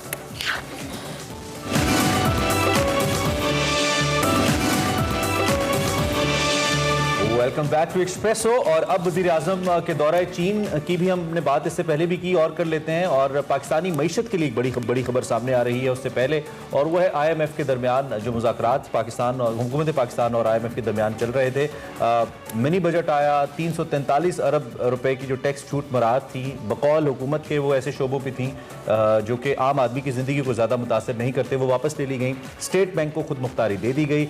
दोबारा IMF का इजलास मुलतवी हुआ। इसके बाद गुज़िश्ता रात मुशीर ख़जाना शौकत तरीन साहब ने ट्विटर पर खुशखबरी सुनाई कि IMF ने पाकिस्तान के लिए $1 अरब की जो छठी किस्त है उसकी मंजूरी दे दी है। वज़ीर आज़म जी बकौल उनके फवाद साहब भी बहुत खुश थे। वज़ीर आज़म हाउस में इकनॉमिक जोन से मुतालिक एक अहम इजलास हुआ। वज़ीर आज़म से मारूफ जो सनतकार थे, जो ताजिर थे, उनके वफ़द से मुलाकात की। इसमें army chief general Qamar Javed Bajwa साहब भी मौजूद थे और अहम वफाकी वज़रा भी मौजूद थे। वज़ीर आज़म ने वाज़ेह किया कि हुकूमत ने एक्सपोर्ट बढ़ाने के लिए सनतकारों और जो ताजिर हैं उनको तरजीही बुनियादों पर सहूलियात दी हैं, मजीद दी जा रही हैं। कारोबार दोस्त पॉलिसियाँ हैं, और इसके बाद जो टेक्सटाइल सेक्टर है, जो इंडस्ट्रीज़ हैं, प्राइम मिनिस्टर का ये भी कहना है कि उसमें रिकॉर्ड इजाफा हुआ है, रिकॉर्ड प्रॉफिट गेन हुआ है। और गुज़िश्ता साल मुल्क की 10 बड़ी कंपनियों ने 929 अरब रुपए का मुनाफा कमाया है, कुछ ऐसे फिगर्स भी सामने। और इस मुनाफे के समरात मजदूर तबके तक जाएंगे और आदमी को रिलीफ देने में हुकूमत का साथ दें। इस मौके पर सनतकारों ने मजदूरी की कम अज कम उजरत बढ़ाने पर इत्तेफाक किया है और इस मौके पर army chief general Qamar Javed Bajwa ने कहा कि मुल्की तरक्की के लिए जो हुकूमती पॉलिसीज हैं उस पर अमल दरामद में हुकूमत का पूरा साथ देंगे, जबकि महंगाई के इस खौफनाक दौर में वजीर आजम आम आदमी को रिलीफ देने के लिए इकदाम करते तो नजर आ रहे हैं, लेकिन 3.5 सालों में अभी तक वो आवाम को कोई खातिर खा रिलीफ नहीं दे सके। हर गुजरते दिन के साथ बढ़ती महंगाई ने आवाम का जीना मुश्किल कर दिया है। हुकूमत के दावों के बावजूद महंगाई ने तमाम रिकॉर्ड तोड़ दिए और 13% की बुलंद तरीन सतह पर पहुंच गई है। LPG की कीमतें मजीद बढ़ाई गई हैं, महंगी बिजली मजीद महंगी होने वाली है, जबकि यूटिलिटी स्टोर्स पर जो महंगाई है उसका एक नया तूफान शुरू हो गया है। घी, कुकिंग ऑयल, दालें, मसाला जात, उनकी सबकी कीमतों में इजाफा हुआ है, लेकिन अभी पेट्रोलियम मसनूआत की कीमतों में जो इजाफे की मद में 30 अरब का बोझ हुकूमत बर्दाश्त करी है, वो भी जल्द वहां पे पड़ने वाला। इसके लिए आप तैयार हैं? घबराना तो बिल्कुल भी नहीं है आपने इस बारे में। अभी इसके इंतहा और भी हैं। डॉक्टर आबिद क़य्यूम सुलहरी साहब, मारूफ तज्ज़ियाकार मुआशी उमूर, हमारे साथ मौजूद हैं, उनसे ज़रा बात करते हैं। डॉक्टर साहब, थैंक यू वेरी मच। यहाँ पे एक तो हम जो IMF के साथ मुआहिदा है, हम समझ सकते हैं कि इसकी सिर्फ $1 अरब की इंपॉर्टेंस नहीं है, इसमें जो पाकिस्तान का ओवरऑल एक फाइनेंशियल लाइन है उसको ऑन ट्रैक करने के लिए और हमारी जो रेटिंग्स है और हमारे जो दीगर इदारों के साथ मामलात हैं उसकी बेहतरी के लिए बड़ा ज़रूरी होता है कि हम IMF के साथ एक रिलेशन में रहें और अच्छे रिलेशन में रहें। तो शायद गुजरा की खुशी इसलिए, लेकिन दूसरी जानिब हम जिन मुआशी चैलेंजेस की बात कर रहे हैं, IMF में जाने के बावजूद, उन पॉलिसीज़ को अपनाने के बावजूद जो IMF इसलिए तफवीज़ करता है कि हमारी मईशत ठीक हो, हम ठीक नहीं हो पाते, हम खिलते चले जा रहे हैं। तो क्या ये IMF का पैकेज कुछ हेल्प आउट करेगा कि हम अपनी मुआशी समत बेहतर करें, अपनी रिफॉर्म्स करें और बेहतरी की जानिब जाएं ताकि लॉन्ग टर्म में फ़ायदा हो हमें? इमरान, ये एक इसका कंपोनेंट तो ये है कि IMF के साथ आपका ये रिव्यू कंप्लीट हो गया, एक ट्रांच मिलिट्री होगी। इसका जो दूसरा कंपोनेंट है वो ये होता है कि आप अपने अदारों को इस्लाह किस तरह से कर रहे होते हैं। mesela IMF आपको कहता है कि अपने रेगुलेटर्स को आप इंडिपेंडेंट रखें। IMF कहता है कि कई भाइयों से कह रहे हैं कि आपके जो अदारे नुकसान में जा रहे हैं उनको प्राइवेटाइज करें या उनको रीवैम्प करें, या IMF कह रहे हैं कि जी अगर बहुत ज्यादा आपका जो लॉस है इलेक्ट्रिसिटी का या फ्यूल का, तो उसको अपना सरप्लस डेट में तब्दील ना होने दें। तो IMF तो आपको लॉन्ग टर्म मेजर्स कहता है और उन लॉन्ग टर्म मेजर्स को करना किसी भी हुकूमत के लिए बड़ा मुश्किल है। अभी भी जैसा कि हम देख रहे हैं कि $90 पर बैरल को क्रॉस कर चुकी है इस वक्त इंटरनेशनल मार्केट में फ्यूल। तो अब अगर हुकूमत जो है वो सारा का सारा पास ऑन करना शुरू कर देगी तो यहाँ तो पेट्रोल जो है वो 160-170 रुपए लीटर हो जाए तो लोग सड़कों पे निकलाएंगे। तो हुकूमत की मजबूरी है कि उसको अपने पॉलिटिकल लिमिटेशंस के अंदर रह के काम करना है। IMF जो है वो आपको बताता है कि जी अगर आप ये नहीं करेंगे तो आज नहीं तो कल आपको दोबारा से इसी तरह के प्रोग्राम में आना पड़ेगा। और दोनों अपनी अपनी जगह पे ठीक कह रहे हैं। आप ये नहीं कह सकते कि हुकूमत गलत कर रही है या IMF गलत कह रहा है, लेकिन उसके कोई दरमियान में जो रास्ता निकालना वो एक मुश्किल चॉइस है। और ओमिक्रॉन की और ये कोविड के दिनों में ये ज्यादा मुश्किल बन गई है मौजूदा हुकूमत के लिए, क्योंकि इसमें ये मुझे नहीं समझ आती, शायद हमें इतना इल्म नहीं हो पाता या फिर आई डोंट नो रिसोर्सेज का भी प्रॉब्लम होता है, लेकिन हुकूमत जब भी ऑन स्क्रीन आ रही है या ऑन रिकॉर्ड आ रही है, हुकूमती वज़रा भी वज़ीर आज़म इटसेल्फ बीइंग चीफ एग्जीक्यूटिव कहते हैं मुल्क में बिजनेस एक्टिविटी बढ़ रही है। 229 बिलियन रुपीस का कल उन्होंने जिक्र किया कि कंपनीज ने प्रॉफिट गेन किया है, उनकी माशी हालत बेहतर हो रही है। दूसरी जानिब अभी जो ताज़ा तरीन फिगर्स हैं जो आज के अखबारात में छपे हैं तिजारती खसारे को लेकर, इट्स 91.9% इंक्रीज, 91.9% तिजारती खसारे में इजाफा हुआ है। और जिन लोगों को नहीं पता उनको ये बता देते हैं कि जो मुल्क में चीज़ें आती हैं और जो मुल्क से चीज़ें जाती हैं, दोनों का ये फ़र्क है जो 91.9% बढ़ा है, यानी कि हमारी इम्पोर्ट्स 58.8% पे हैं और इस तरह हमारी जो एक्सपोर्ट्स हैं वो 23.9% पे हैं, जिसमें माइनर सा रेस तो हमने देखा है, इजाफा तो देखा है, लेकिन वो बहुत बड़ा नहीं हुआ। अगर इतनी ज़्यादा प्रोडक्शन हो रही है, इतने ज़्यादा टेक्सटाइल यूनिट्स चल रहे हैं, तो इसका इम्पैक्ट इस ट्रेड डेफिसिट के ऊपर क्यों नहीं आ रहा अभी तक? देखिए इमरान, आपकी ये नंबर्स ही आपको बताते हैं कि हमारी जो प्रोडक्शन है, हमारी एक्सपोर्ट बास्केट बड़ी लिमिटेड सी है। 4-5 आइटम्स हैं जो आपके एक्सपोर्ट होते हैं, ये टेक्सटाइल और गारमेंट्स वगैरह हैं, आपके पास चावल है, आपके पास कीनू है, आपके पास लेदर गारमेंट्स हैं, और आपके पास पांचवी छठी चीज है क्या एक्सपोर्ट करने के लिए। इंपोर्ट जो है बदकिस्मती से चूंकि हमारे वो जो मैन्युफैक्चरिंग और इंडस्ट्री पे तवज्जो नहीं दी गई, एग्रीकल्चर से डायरेक्टली हम सर्विसेज सेक्टर में वो चले गए क्वांटम लीप लेके। तो जब भी इकोनॉमी ग्रो करती है आपकी इंपोर्ट बढ़ जाती है क्योंकि लोगों की जरूरियात बढ़ जाती है। इस दफा जो इंपोर्ट है वो बढ़ने में जाहिर है कि जो पेट्रोलियम प्रोडक्ट्स और सोयाबीन ऑयल, पाम ऑयल, इनका भी एक बड़ा कंपोनेंट है। अगर आप इनको निकाल दें, ये दो ऑयल्स को, एडिबल ऑयल्स और पेट्रोलियम, तो आप देखेंगे कि आपकी मंथ टू मंथ बेसिस पे इंपोर्ट कम हो रही है, लेकिन चूंकि उनके प्राइस बहुत बढ़ चुकी, डबल से ज्यादा हो चुकी है, वॉल्यूम बेशक वही हो लेकिन आपका डेफिसिट बढ़ता चला जा रहा है। ठीक हो गया। डॉक्टर साहब, जिस तरह से वजीर आजम ने बार बार, कल भी हम कह रहे हैं कि आम आदमी को रिलीफ के हवाले से और मारूफ सनतकारों ताजरों से भी उनकी गुज़िश्ता रोज़ मुलाकात हुई, उन्होंने कहा कि जो रोज़मर्रा की जो वेजेस हैं उसमें इजाफा किया जाएगा। आपको लगता है कि जो हुकूमत सनतकारों से ये ताउन मांग रही है, इसके हवाले से क्या ये ताउन उनको जो दरकार है वो उनको मिलेगा, तो उससे रिलीफ का एक फैक्टर ऐड हो जाएगा? मेरा ख्याल सिंबॉलिक तो शायद इसकी इंपॉर्टेंस होगी, लेकिन बहुत ज्यादा फर्क शायद ना पड़े, जो कि बहुत ज्यादा इंडस्ट्रियलिस्ट ऐसे नहीं होंगे जो कि ये रिलीफ जो है आगे पास ऑन कर रहे हो अपनी जो प्रॉफिट है। देखना ये है कि जो नेक्स्ट बजट आता है, अगर उसमें मुझे लगता है कि मिनिमम वेजेस अगर बढ़ाई जाती हैं तो वो पब्लिक सेक्टर में उसका इतलाक होगा। अगर इंडस्ट्री जो है वो अपने प्राइस वो वेजेस बढ़ाती है तो उसका इतलाक जो है वो बड़ी प्राइवेट सेक्टर पे होगा।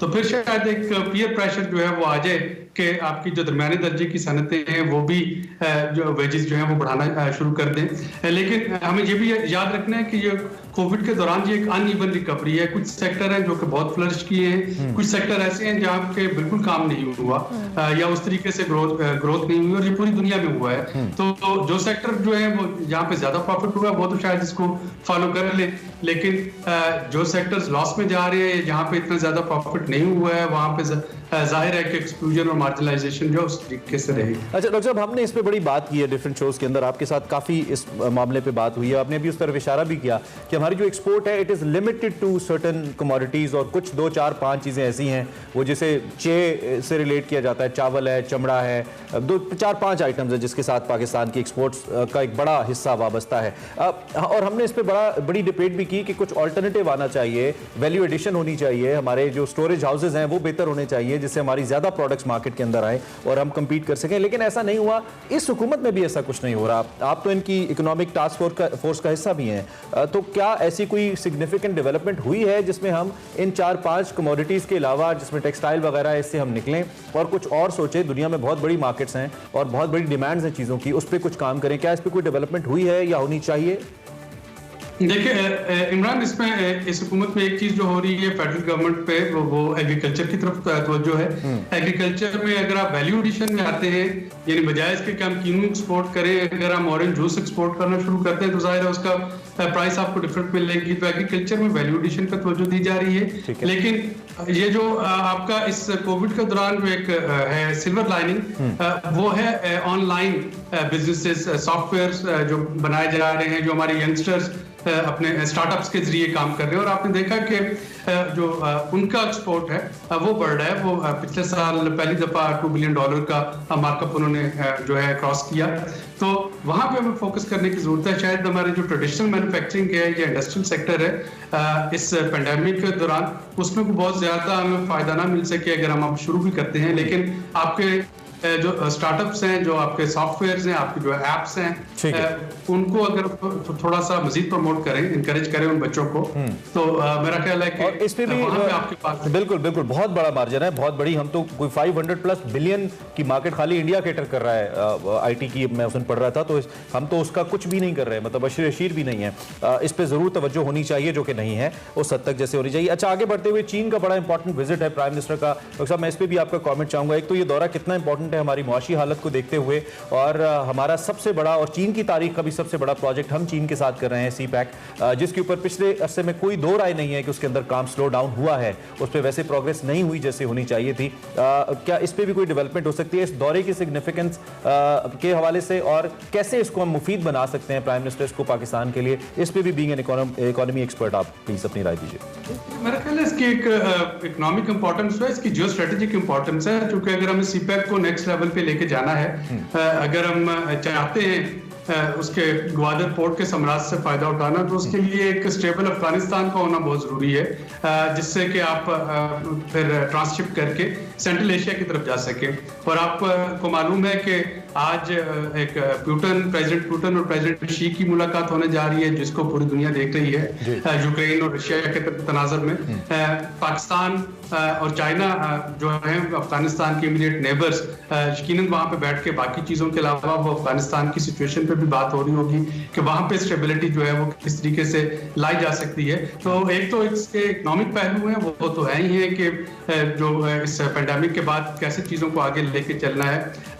चाइना आपको पता है कि जीरो कोविड पॉलिसी के तहत अभी तक उसके मेजर जो स्टेट्स हैं उनके बॉर्डर्स क्लोज हैं, तो एक तो वो देखना है कि वो कैसे चलता है। लेकिन मुझे जो इसकी ज्यादा सिग्निफिकेंस लगती है वो चाइना, रशिया और पाकिस्तान ये मिलकर अफगानिस्तान के बारे में क्या सोचते हैं और अफगानिस्तान में क्या लाहेअमल मुरतब करते हैं कि वहां पे एक स्टेबिलिटी और पीस आ सके, वो हमारे लिए ज्यादा इंपॉर्टेंट है। ठीक है डॉक्टर साहब, थैंक यू वेरी मच, बहुत शुक्रिया आपने हमें वक्त और इन सभी अहम मौज़ूआत पे आप डॉक्टर आबिद क़य्यूम सुलेहरी साहब का तज्ज़िया सुन रहे थे कि मुल्की मईशत और ख़ास तौर पे जो वज़ीर आज़म का दौरा चीन है इसकी क्या इंपॉर्टेंस है नियर फ्यूचर की। अभी हम एक ब्रेक लेंगे, ब्रेक के बाद हाजिर होंगे, देखते रहिए espresso.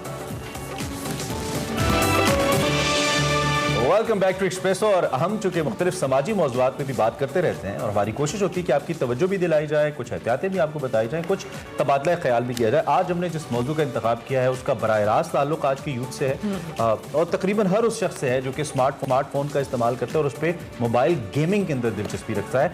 Yes, you guessed it right, we going to talk about PUBG today. Specifically PUBG के हवाले से हम बात करें और हमने माजी में अब रिसेंट भी कुछ ऐसे वाकयात देखे इस गेम की वजह से यूथ को स्पेसिफिकली बहुत ज़्यादा नुकसान भी हुआ है। इस गेम को बैन होना चाहिए या नहीं होना चाहिए? क्या इसकी पॉजिटिविटी हमने देखनी है या बिल्कुल नेगेटिव साइड पे आती है? इस पे वकार अहमद मलिक अख्तर कौन हमें बता सकता है? वकार भाई, वेलकम टू एक्सप्रेसो, कैसे हैं? बहुत शुक्रिया, थैंक यू वेरी मच। वकार भाई, खेलते हैं आप खेलते हैं? नहीं खेलते? कभी कोशिश भी नहीं की इसकी कभी? मैंने डाउनलोड करके कोशिश की थी लेकिन मुझे थोड़ी थकाने वाली लगी तो मैंने नहीं खेली। अच्छा, तो वैसे आपके ख्याल में ये जो एक इन वाकयात को एक गेम से रिलेट कर दिया जाता है, क्या नफ्सियात के ऊपर किसी गेम का इतना असर हो सकता है कि आप उस हालत में रहते हुए इक़दाम कत्ल तक चले जाएं जैसे रिसेंटली कुछ वाकयात हुए? जी बिल्कुल हो सकता है। बेसिकली ये है कि वो उसमें रहना शुरू कर देते हैं और बाकायदा जिस तरह गेम है, गेम के अंदर आपको कामयाबी भी मिलती है, नाकामी भी मिलती है, लेकिन चीज़ों को काफ़ी हद तक आप कोशिश करके कंट्रोल कर लेते हैं। लेकिन इसका मतलब ये नहीं है कि आप अपनी जो दूसरी अमली ज़िंदगी है चीज़ें उसी तरह कंट्रोल करना शुरू करते हैं, ये मुमकिन नहीं होता। दूसरी बात ये है कि इस पर जो पाबंदी वाला जहाँ तक मामला है कि आपको मालूम है कि जिस तरीके से पाबंदी लगनी चाहिए या नहीं लगनी चाहिए, पाबंदी एक इंतहाई कदम हो सकता है मेरे जैसे बंदे की नज़र में। लेकिन पबजी का जब मामला आता है तो मतलब मेरे जैसा बंदा जो कि पाबंदी को एक इंतहाई कदम तस्वुर करता है वो भी ये समझता है कि लगनी चाहिए। उसकी वजह ये है कि बच्चा जो है, देखिए ज़्यादा इसमें टीनेजर्स इन्वॉल्व है और 18 साल तक की उम्र को अक़वाम मुत्तहिदा बच्चा कहती है। ठीक है, बच्चा हम उसको कहते हैं, बेसिकली ये एज का मामला नहीं है, असल ये है कि बच्चा हम उसको तस्वुर करते हैं जो कि अपने अमल के कॉन्सिक्वेंसेस से वाकिफ ना हो, अमल के नताइज से वाकिफ ना हो। सो दैट कि आपको पता है कि कोर्ट्स जो हैं या अदालतें जो हैं वो इस चीज़ को एक स्पेशल कंसिडर करती हैं कि अगर कोई इंसान अपने अमल के नताइज से वाकिफ नहीं होगा तो वो उसको उस तरह और तरह ट्रीट करेंगे, तो बच्चे को और तरह ट्रीट करेंगे। सो बच्चा जो पबजी खेल रहा है वो अपने उस अमल के कॉन्सिक्वेंसेस से उस तरह वाकिफ नहीं है जिस तरीके से पेरेंट्स, टीचर और रियासत वाकिफ हो सकती है। सो हमारे यहाँ आपको मालूम है कि पेरेंटिंग का इदारा या टीचिंग का इदारा हमें सहूलत से कह देना चाहिए कि हम एक नाकाम इदारे हैं। ठीक है, पीछे रहेगी रियासत या हुकूमत। अब हुकूमत जो है बच्चा जो है उसका एक ऑफ कोर्स उसका एक फ़र्द है, अवाम का एक वो है, तो उसके हुकूक का मामला है, उसके आगे फ्यूचर का मामला है। वो अपने अमल के कॉन्सिक्वेंसेस से वाकिफ नहीं है कि वो एडिक्शन का शिकार है। ऑनलाइन गेमिंग जितनी भी है ओवरऑल, बट पबजी स्पेशली जिसमें कि पूरा वायलेंस है, टोटल वायलेंस है। और उसके बाद दूसरा ये है कि मतलब उसकी बुनियाद कुछ इस तरह की है कि वो बाकायदा जब मैं लफ्ज़ एडिक्शन इमरान भी इस्तेमाल करूँ तो एडिक्शन का मतलब टेक्निकली इस्तेमाल करूँगी, जैसे को आप सब्सटेंस इस्तेमाल करते हैं, कोई भी अल्कोहल है या चर्स है या किसी भी तरह का भी सब्सटेंस इस्तेमाल करते हैं, तो उसके नतीजे में जो न्यूरोट्रांसमीटर्स, जो हार्मोनल आपके अंदर तब्दीलियाँ, जो आपका player and reward system brain का काम जिस तरीके से काम करता है, मैं एग्जैक्टली उसी टेक्निकल उसमें कह रहा हूँ कि ये उस तरह की एडिक्शन है, कि उस तरह की एडिक्शन है। इसमें फिर वकार भी एक सवाल मेरा है, आपने पहले इदारों के ऊपर तो आपने बात कर दी और पेरेंटिंग और ये जो हमारा जो एक सोशल इदारे हैं उसके ऊपर आपने ज्यादा पॉइंट आउट किया, लेकिन बैन करना कहाँ पे सोल्यूशन है? मतलब अमेरिका जैसी जगहों पे भी, वहाँ पे भी हर आए दिन फायरिंग के वाकयात होते हैं, जज्बाती मामलात बहुत ज़्यादा होते हैं। फिर इन ऐप्स को बनाने वाली कंपनियाँ, हमारा प्रॉब्लम ये है कि हम टिकटॉक पे कुछ ऐसा चलता है, हम बैन कर देते हैं, फिक्स नहीं करते। हम टिंडर को बैन कर देते हैं, हम फिक्स नहीं करते। हम अपनी एजुकेशन को, अपनी लर्निंग को फिक्स नहीं करते, हम डायरेक्टली उन ऐप्स को बैन करते हैं। और हमारे सामने ये भी मिसाल है कि पबजी बैन होती है, उसके साथ कोई अनदर जी कम्स आउट, कुछ और आ जाता है। एक डेटिंग ऐप बैन होती है, दूसरी आ जाती है, एक IT ऐप। तो आप इसको, इस फ्लड को रोक तो नहीं सकते, तो प्राइम मिनिस्टर भी कहते हैं, तो इसका फिर ये सोल्यूशन तो नहीं है। देखिए, जो पबजी है ये इसको एक थोड़ा सा स्पेशल केस इसलिए कंसिडर कर दें क्योंकि इस वक्त एक तो ये बहुत वसी पैमाने पे ये मामला है और ये एडिक्शन का मामला है। दूसरी है कि इसको इसलिए करना जरूरी है कि इसको आप नजरिए से तहत कि हमारे जैसे ममालिक, जैसे मतलब मैं ये कहता हूँ हमारे जो बच्चे हैं ना, ओवरऑल अपने जनरल बच्चे का, बच्चों को कंसिडर करते हुए आप ये देखिए कि हम उस वक्त ओवरऑल दुनिया में साइंस में कहाँ हैं, हम अदब में कहाँ हैं, हम किसी भी मामले में किस जगह पे खड़े हुए हैं। आप ये छोड़ दें कि उससे डिप्रेशन डेवलप, अच्छा ये सारी रिसर्च स्टडीज़ हैं, मतलब ये नहीं है कि ऐसी जनरली, उससे डिप्रेशन हो रहा है, उससे स्ट्रेस हो रहा है, उससे सर्वाइकल का प्रॉब्लम हो रहा है, उसके आपके मस्कुलर पेन हो रहा है, उसके आपकी रीढ़ की हड्डी के इशूज़ हो रहे हैं। एडिक्शन का मतलब ये है कि वो 1 घंटा अगर आपने बच्चों की इजाज़त दे दी है तो कभी ऐसा नहीं हो सकता है कि 1 घंटे के बाद वो कहेंगे ये मम्मी पापा ये आप ले लें, 1 घंटा 2 घंटे 5 घंटे 10 घंटे ये उस तरफ चला जाएगा। और फिर इस हद तक आप अंदर चले जाते हैं कि आप उसमें रहना शुरू कर देते हैं। जब उसमें रहना शुरू कर देते हैं तो आपका चाहे वायलेंस है, वो तमाम जो वायलेंट बिहेवियर है, मसला ठीक है, आप अपने बच्चों को, यानी ओवरऑल जो हमारे नाज़रीन सुन रहे हैं, आप दीजिए इजाज़त, कल वायलेंट बिहेवियर अगर आपके बच्चों के अंदर हुआ तो आपने गिला नहीं करना। कल आपके बच्चे की लर्निंग डिसेबिलिटीज हुई, आपने गिला नहीं करना। मूड स्विंग्स हुए, आपने गिला नहीं करना। आप सोचिए कि हमारे जैसे मुल्क में ये एडिक्शन से हट के भी आप ये तमाम डिप्रेशन हो गया या एंग्जाइटी हो गई या स्ट्रेस हो गया, ये तमाम चीज़ों को छोड़ दें, नफ्सियाती को भी और जिस्मानी को भी, सर्वाइकल को भी, सब।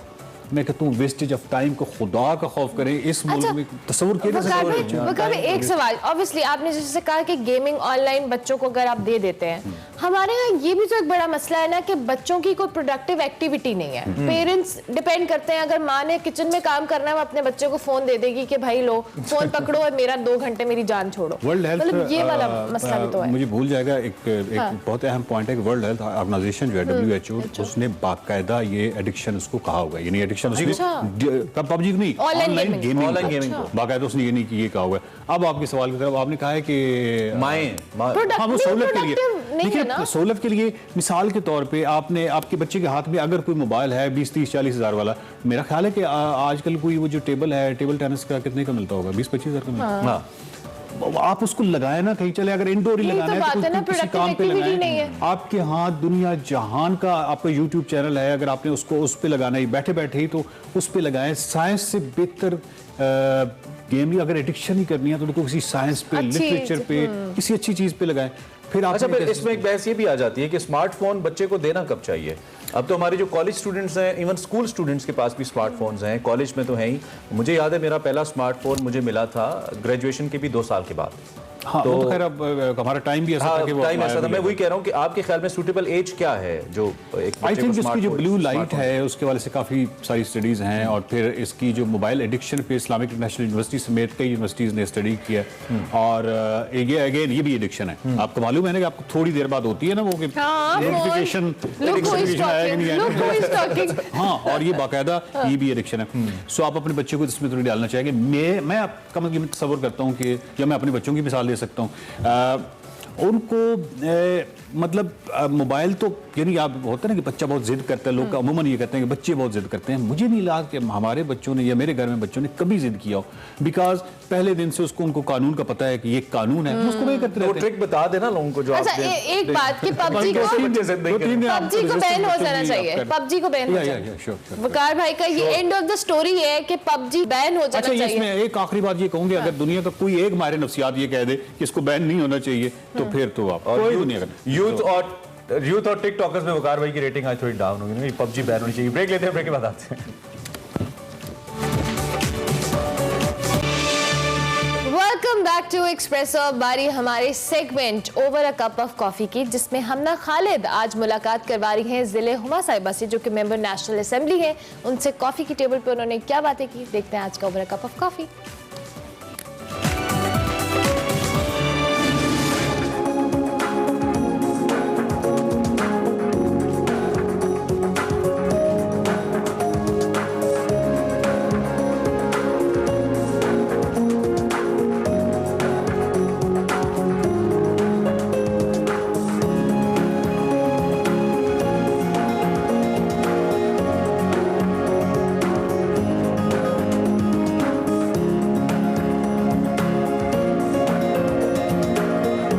अस्सलाम वालेकुम। Over a cup of coffee में मैं हूं आपकी होस्ट हमना खालिद, और आज मेरे साथ MNA है ज़िले हुमा। लेकिन आज मैं भी उनसे डिस्कस करती हूँ बिहाइंड द सीन की किस तरह से आपने स्ट्रगल की, क्योंकि वो बन्नू से हैं और वहाँ पे वेमेंस की जो है रसाई या जो पहुँच है वो बहुत मुश्किल है। तो एज अ वेमेन उन्होंने कितनी स्ट्रगल देखी, वो मैं आज पहला क्वेश्चन उनसे, पहले मैंने इंट्रोडक्शन में भी बता दिया, तो पहला मेरा सवाल उनसे यही होगा। अस्सलाम वालेकुम। वालेकुम अस्सलाम। कैसी हैं आप? मैं बिल्कुल ठीक। तो आप सबसे पहला क्वेश्चन इसलिए क्योंकि मैं भी आपसे पूछ रही थी कि किस तरह की स्ट्रगल आपने देखी, जिस इलाके से आपका ताल्लुक है, तो वो आपकी कैसी स्ट्रगल थी?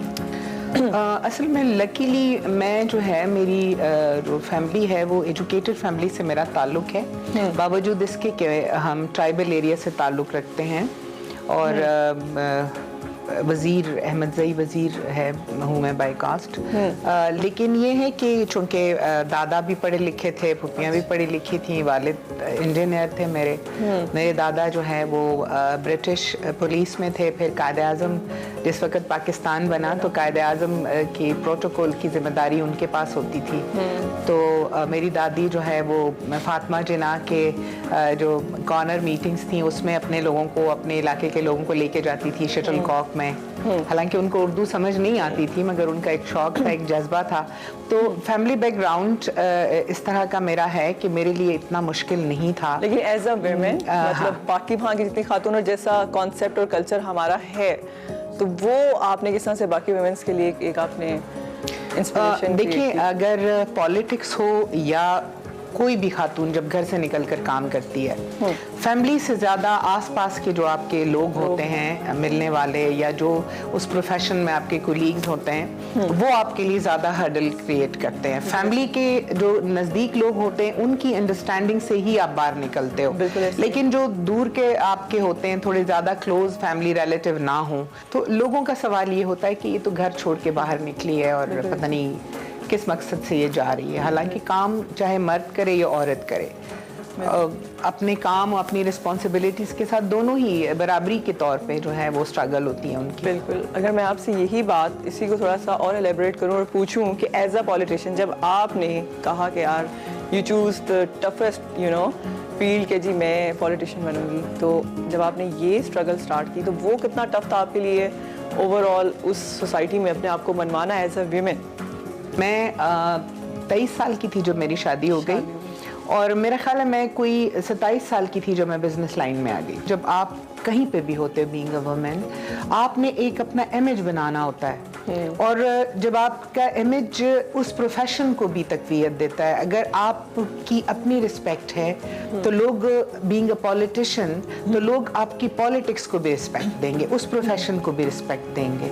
तो ये हमारे लिए थोड़ा सा टफ होता है ख़वातीन को अपने आप को मनवाना। बिल्कुल ऐसे ही है। और आपकी स्ट्रगल में से एक स्टोरी जो आप मुझे बिहाइंड द सीन बता रही थी कि फर्स्ट टाइम, क्योंकि यूजुअली सुना गया है कि अगर आपने पॉलिटिशियन बनना है तो आपके पास रेफरेंस हो या आपका पॉलिटिशियंस का कोई बैकग्राउंड जो है वो स्ट्रॉन्ग हो, लेकिन आप शायद नेशनल असेंबली येलो टैक्सी में चली गई थी, तो वो आपकी क्या स्टोरी है? असल में मैं सेल्फ मेड खातून हूँ और मैंने सारी उम्र बहुत स्ट्रगल की है, काम के लिहाज से भी उसके लिहाज से भी। तो मैं फाइनेंशियली इतनी स्ट्रांग नहीं थी और ये कॉन्सेप्ट होता है कि शायद मालदार लोग ही पॉलिटिक्स में आते हैं, लेकिन जैसे ही मेरे लीडर का विजन था कि हम आम लोगों को, ग्रास रूट लेवल को पॉलिटिकली एम्पावर करेंगे, तो हम एग्जाम्पल हैं उसका। और मैं टैक्सी में इसलिए आई थी कि मेरे पास गाड़ी नहीं थी उस वक़्त, और दूसरा ये कि शदीद बारिश थी, तो करीम में और ऊबर में मैं आती रही हूँ, किसी ने नोटिस नहीं किया। लेकिन चूंकि उस दिन मैं येलो कैब में आ गई थी तो बड़ा मुझे इतनी पूरा दिन मैंने, एक तो शदीद बारिश थी, फिर मैं पूरा दिन रोटेट होती रही, कभी एक जगह कभी दूसरी जगह। हर पुलिस नाके ने में मुझे खड़ा कर दिया कि जी आप रेड जोन में येलो कैब में क्यों थी। तो मेरी एक जिद सी थी कि टैक्सी जो होती है, मतलब गाड़ी जो भी कैब है आपके पास, वो कैब तो किसी भी रंग की हो, कैब होती है, तो आपने क्यों येलो कलर को जो है आप इतना क्रिटिसाइज कर रहे हैं। और दूसरा ये कि जब आप एक्सपेक्ट करते हैं कि हर आम लोग पॉलिटिक्स में आए, मुतवसत तबके के लोग पॉलिटिक्स में आए, तो फिर आपको हैरान नहीं होना चाहिए। ये कैब की सवारी तो हर एक आम आदमी की सवारी है, इसमें ऐसी क्या हैरान कुन बात थी। तो मैं चाह रही थी कि लोग इस चीज को, इस कॉन्सेप्ट को मैं बदलना चाह रही थी पहले ही दिन। लेकिन पहले दिन ही आप इतनी हाईलाइट हो गई इस बात को लेकर। हाँ, मैं एक्सपेक्ट नहीं कर रही थी। बिल्कुल ऐसे ही। आपने कहा कि आपका एक art and design first school Peshawar में, तो आप एज एन एंटरप्रेन्योर आपने किस तरह से वो स्ट्रगल देखी, किस तरह से आप उसमें एंटर हुई, और आपके जितने भी स्टूडेंट्स हैं, यंगस्टर्स आना चाहते हैं, उनके लिए आप क्या ऐसा मैसेज देंगे? मैं डिज़ाइन में, चूँकि मेरा पैशन है, क्रिएटिव डिज़ाइनिंग मेरा शौक़ था, और बहुत सारी टेक्सटाइल में, फैशन में, इंटीरियर में मैंने बहुत मुख्तलिफ कोर्सेज़ किए भी हैं और टीच भी किए हैं, ट्रेनिंग्स भी दी हैं। तो जो भी लोग आते हैं, चाहे वो पॉलिटिक्स में आते हैं या वो जो ख़वातीन हैं, जो बच्चियां हैं, जो हमारे यंगस्टर्स हैं, अगर वो पॉलिटिक्स को ज्वाइन करना चाहती हैं तो भी अपने प्रोफेशन को रिस्पेक्ट देने के लिए उनको ज़रूरी है कि उसके साथ पूरा इंसाफ करें। अच्छा, आप कॉमनवेल्थ की रीजनल हेड हैं डिसेबिलिटीज़ की, तो उसके बारे में आप अभी क्या एफर्ट कर रही हैं और वो आपकी किस तरह से जा रही है? कॉमनवेल्थ में कॉमनवेल्थ पार्लियामेंटेरियन विद डिसेबिलिटीज़, ये पहली बार इस जॉब को या इस सीट को क्रिएट किया गया है, और 3 साल का ये टेन्योर होता है कि जो भी कॉमनवेल्थ की मेंबर कंट्रीज़ हैं उसमें साउथ एशिया रीजन की मैं हेड हूँ, और हम काम करते हैं डिसेबिलिटीज़ के लिए। और कोशिश हमारी ये होती है कि डिसेबल्स को, चूँकि मैं पार्लियामेंटेरियन हूँ तो हमारा काम है कि हम उनको पॉलिटिकली एम्पावर करें। मुख्तलिफ लॉज इम्प्लीमेंट मुतारफ़ करवाए गए असम्बली में, और इसी तरह जो है हमने असम्बली में बहुत सारी ऐसे रिफॉर्म्स हम लेकर आए हैं, जैसे कि असम्बली की वेबसाइट को हमने जो है तो विजुअली इम्पेयर्ड जो लोग हैं, जो बसारत से महरूम हैं, उनके लिए हमने आसान बनाया है। और इसी तरह ब्रेल में हमने आइन को कन्वर्ट किया है ताकि लोग पढ़ सकें, अपने आइन से जानकारी हासिल कर सकें। अच्छा, इतनी टफ रूटीन में और जिस तरह से आपने 1-2 फील्ड्स में अपने आप को जो है एज पैशनेट होकर इन रखा हुआ, तो अपनी फैमिली, कितने आपके फैमिली मेम्बर्स हैं, किस तरह से आप उनको टाइम देती हैं, अपने बच्चों को स्पेशली, तो वो आप सब कुछ कैसे मैनेज करती हैं? मेरे बच्चे अब माशाल्लाह उम्र के इस हिस्से में कि वो खुद ज़्यादा मसरूफ़ हैं मुझसे ज़्यादा वो मसरूफ़ हैं अपनी लाइफ में। और मेरे पास मेरी अम्मी होती हैं और उनका मैं ज़्यादा, मुझ पर जो रिस्पॉन्सिबिलिटी है वो उनकी ज़्यादा है। तो वीकेंड पे मैं घर को टाइम देती हूँ, क्योंकि पूरा वीकडेज हमारा बड़ा बिजी होता है, बहुत सारे काम होते हैं, तो टाइम नहीं दे पाती। और दूसरा, मुझे भी अगर आपको जल्दी, मतलब आप चाहते हैं कि आपका वक्त की बचत हो, तो फिर आपको चीज़ें मैनेज करनी पड़ती हैं, पूरा टाइम निकाल कर, घर को देख के, संभाल के, उसके बाद आप बाहर निकल सकते हैं। यानी पूरा एक टाइम टेबल बनाना। बिल्कुल ऐसे ही है। और अब जो है ना, एक लाइटर मोड की तरफ चलते हैं, और एक आपसे मैं रैपिड फायर करूँगी, लेकिन बाहर मौसम अच्छा है, बारिश हो रही है, तो मेरा दिल है ज़रा हम थोड़ा आउटडोर जाएँ, बैठें, और वहाँ पर मैं आपसे चिट चैट करूँ। तो रैपिड फायर की तरफ चलते हैं।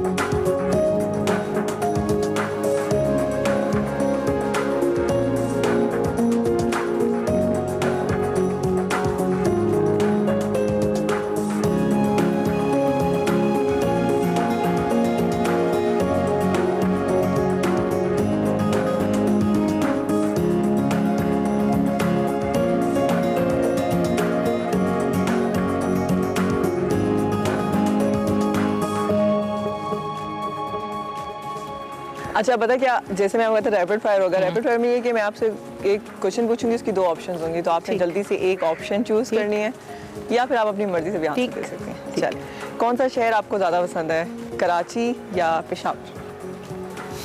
पेशावर। अच्छा, और अगर तरीके इंसाफ ना होती तो आप किस पार्टी का हिस्सा होती, ANP या JUIF? मैं पॉलिटिक्स में ही ना होती। अच्छा, अगर आप अपनी रिटायरमेंट लाइफ है वो कहाँ प्लान करेंगी, बन्नू में या इस्लामाबाद में? इस्लामाबाद। इनमें से किसको आप CM KP देखना चाहेंगी, परवेज़ खट्टक या अली मोहम्मद खान? परवेज़ खट्टक।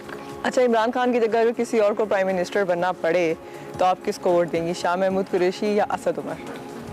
मेरे लिए तो ये सोचना भी महाल है कि खान साहब की बजाय कोई और हो सकता। चलिए, फर्स्ट करें सिचुएशन ऐसी बन जाए तो फिर असद उमर। अच्छा, असद उमर। आपकी नज़र में कौन सा निज़ाम हुकूमत बेहतर है, सदारती निज़ाम या पार्लियामेंट्री? Parliamentary I guess.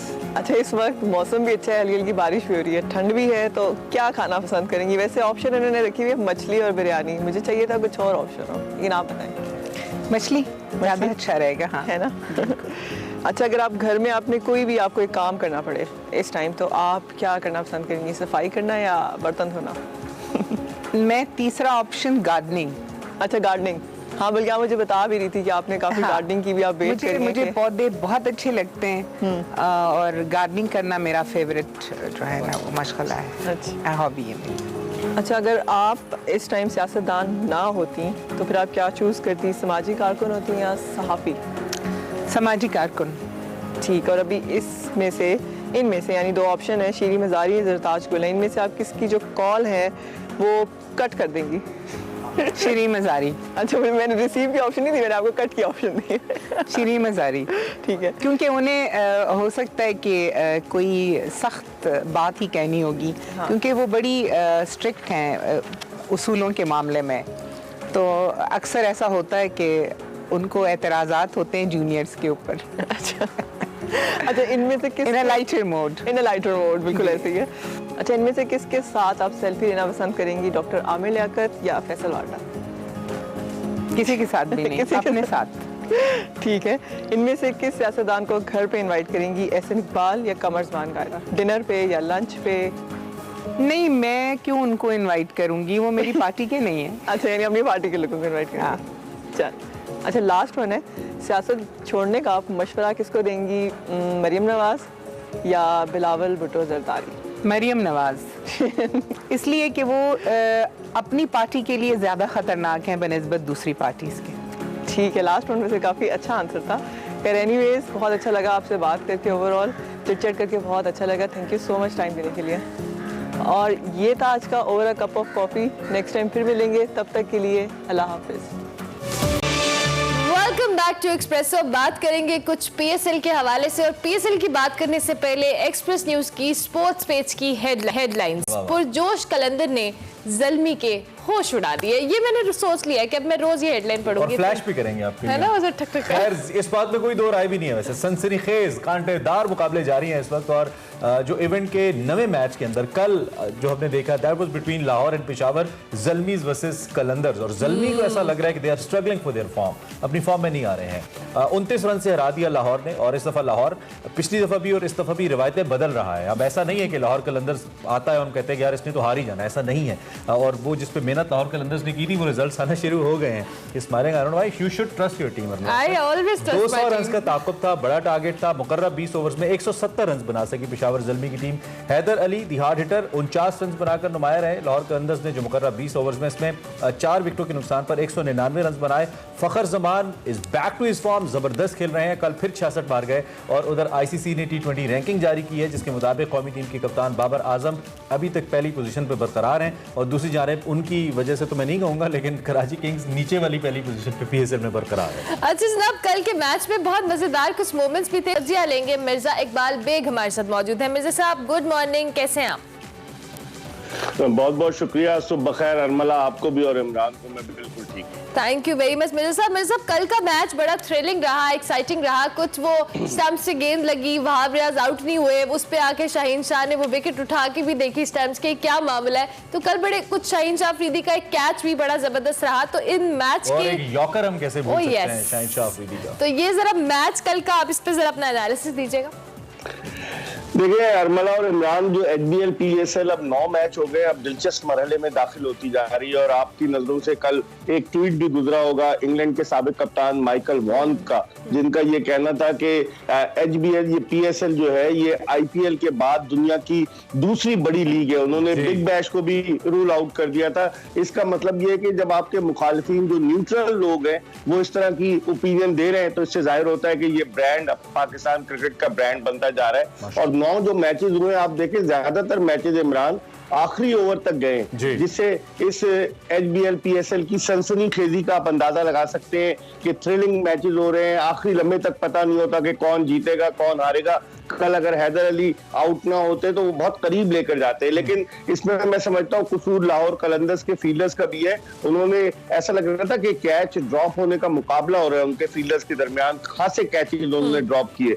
लेकिन लाहौर कलंदर्स पहला मैच मुल्तान सुल्तान से हारने के बाद जिस तरह से उसने कराची किंग्स को हराया, कल उसने पेशावर ज़ल्मी को हराया, तो इस लिहाज से अब उनकी टीम जेल होती जा रही। कल देखिए उन्होंने बैंक डंग को अपनी टीम में शामिल नहीं किया, उन्होंने जीशान अशरफ विकेट कीपर को टीम में शामिल किया। लेकिन पेशावर ज़ल्मी जो है, हालांकि उनके हजरतुल्लाह ज़ज़ई वापस आ गए, जो अफगानिस्तान के क्रिकेटर हैं जिन्होंने पिछली HBL PSL में बड़ी जबरदस्त बैटिंग की। और उनकी खास बात यह है कि 162 रन उन्होंने T20 में बनाए, जो सबसे बड़ी इनिंग्स है 62 गेंदों पर आयरलैंड के खिलाफ। लेकिन उनकी खास बात यह है कि वो ड्राई फ्रूट खाकर बैटिंग करने के लिए जाते हैं और कल 2 गेंदों के मेहमान साबित हुए। कल यॉर्कर पर उन्हें शाहीन आफरीदी ने बोल्ड मारा, जो इमरान जिक्र कर रहे थे। तो मैचेस बड़े दिलचस्प हो रहे हैं।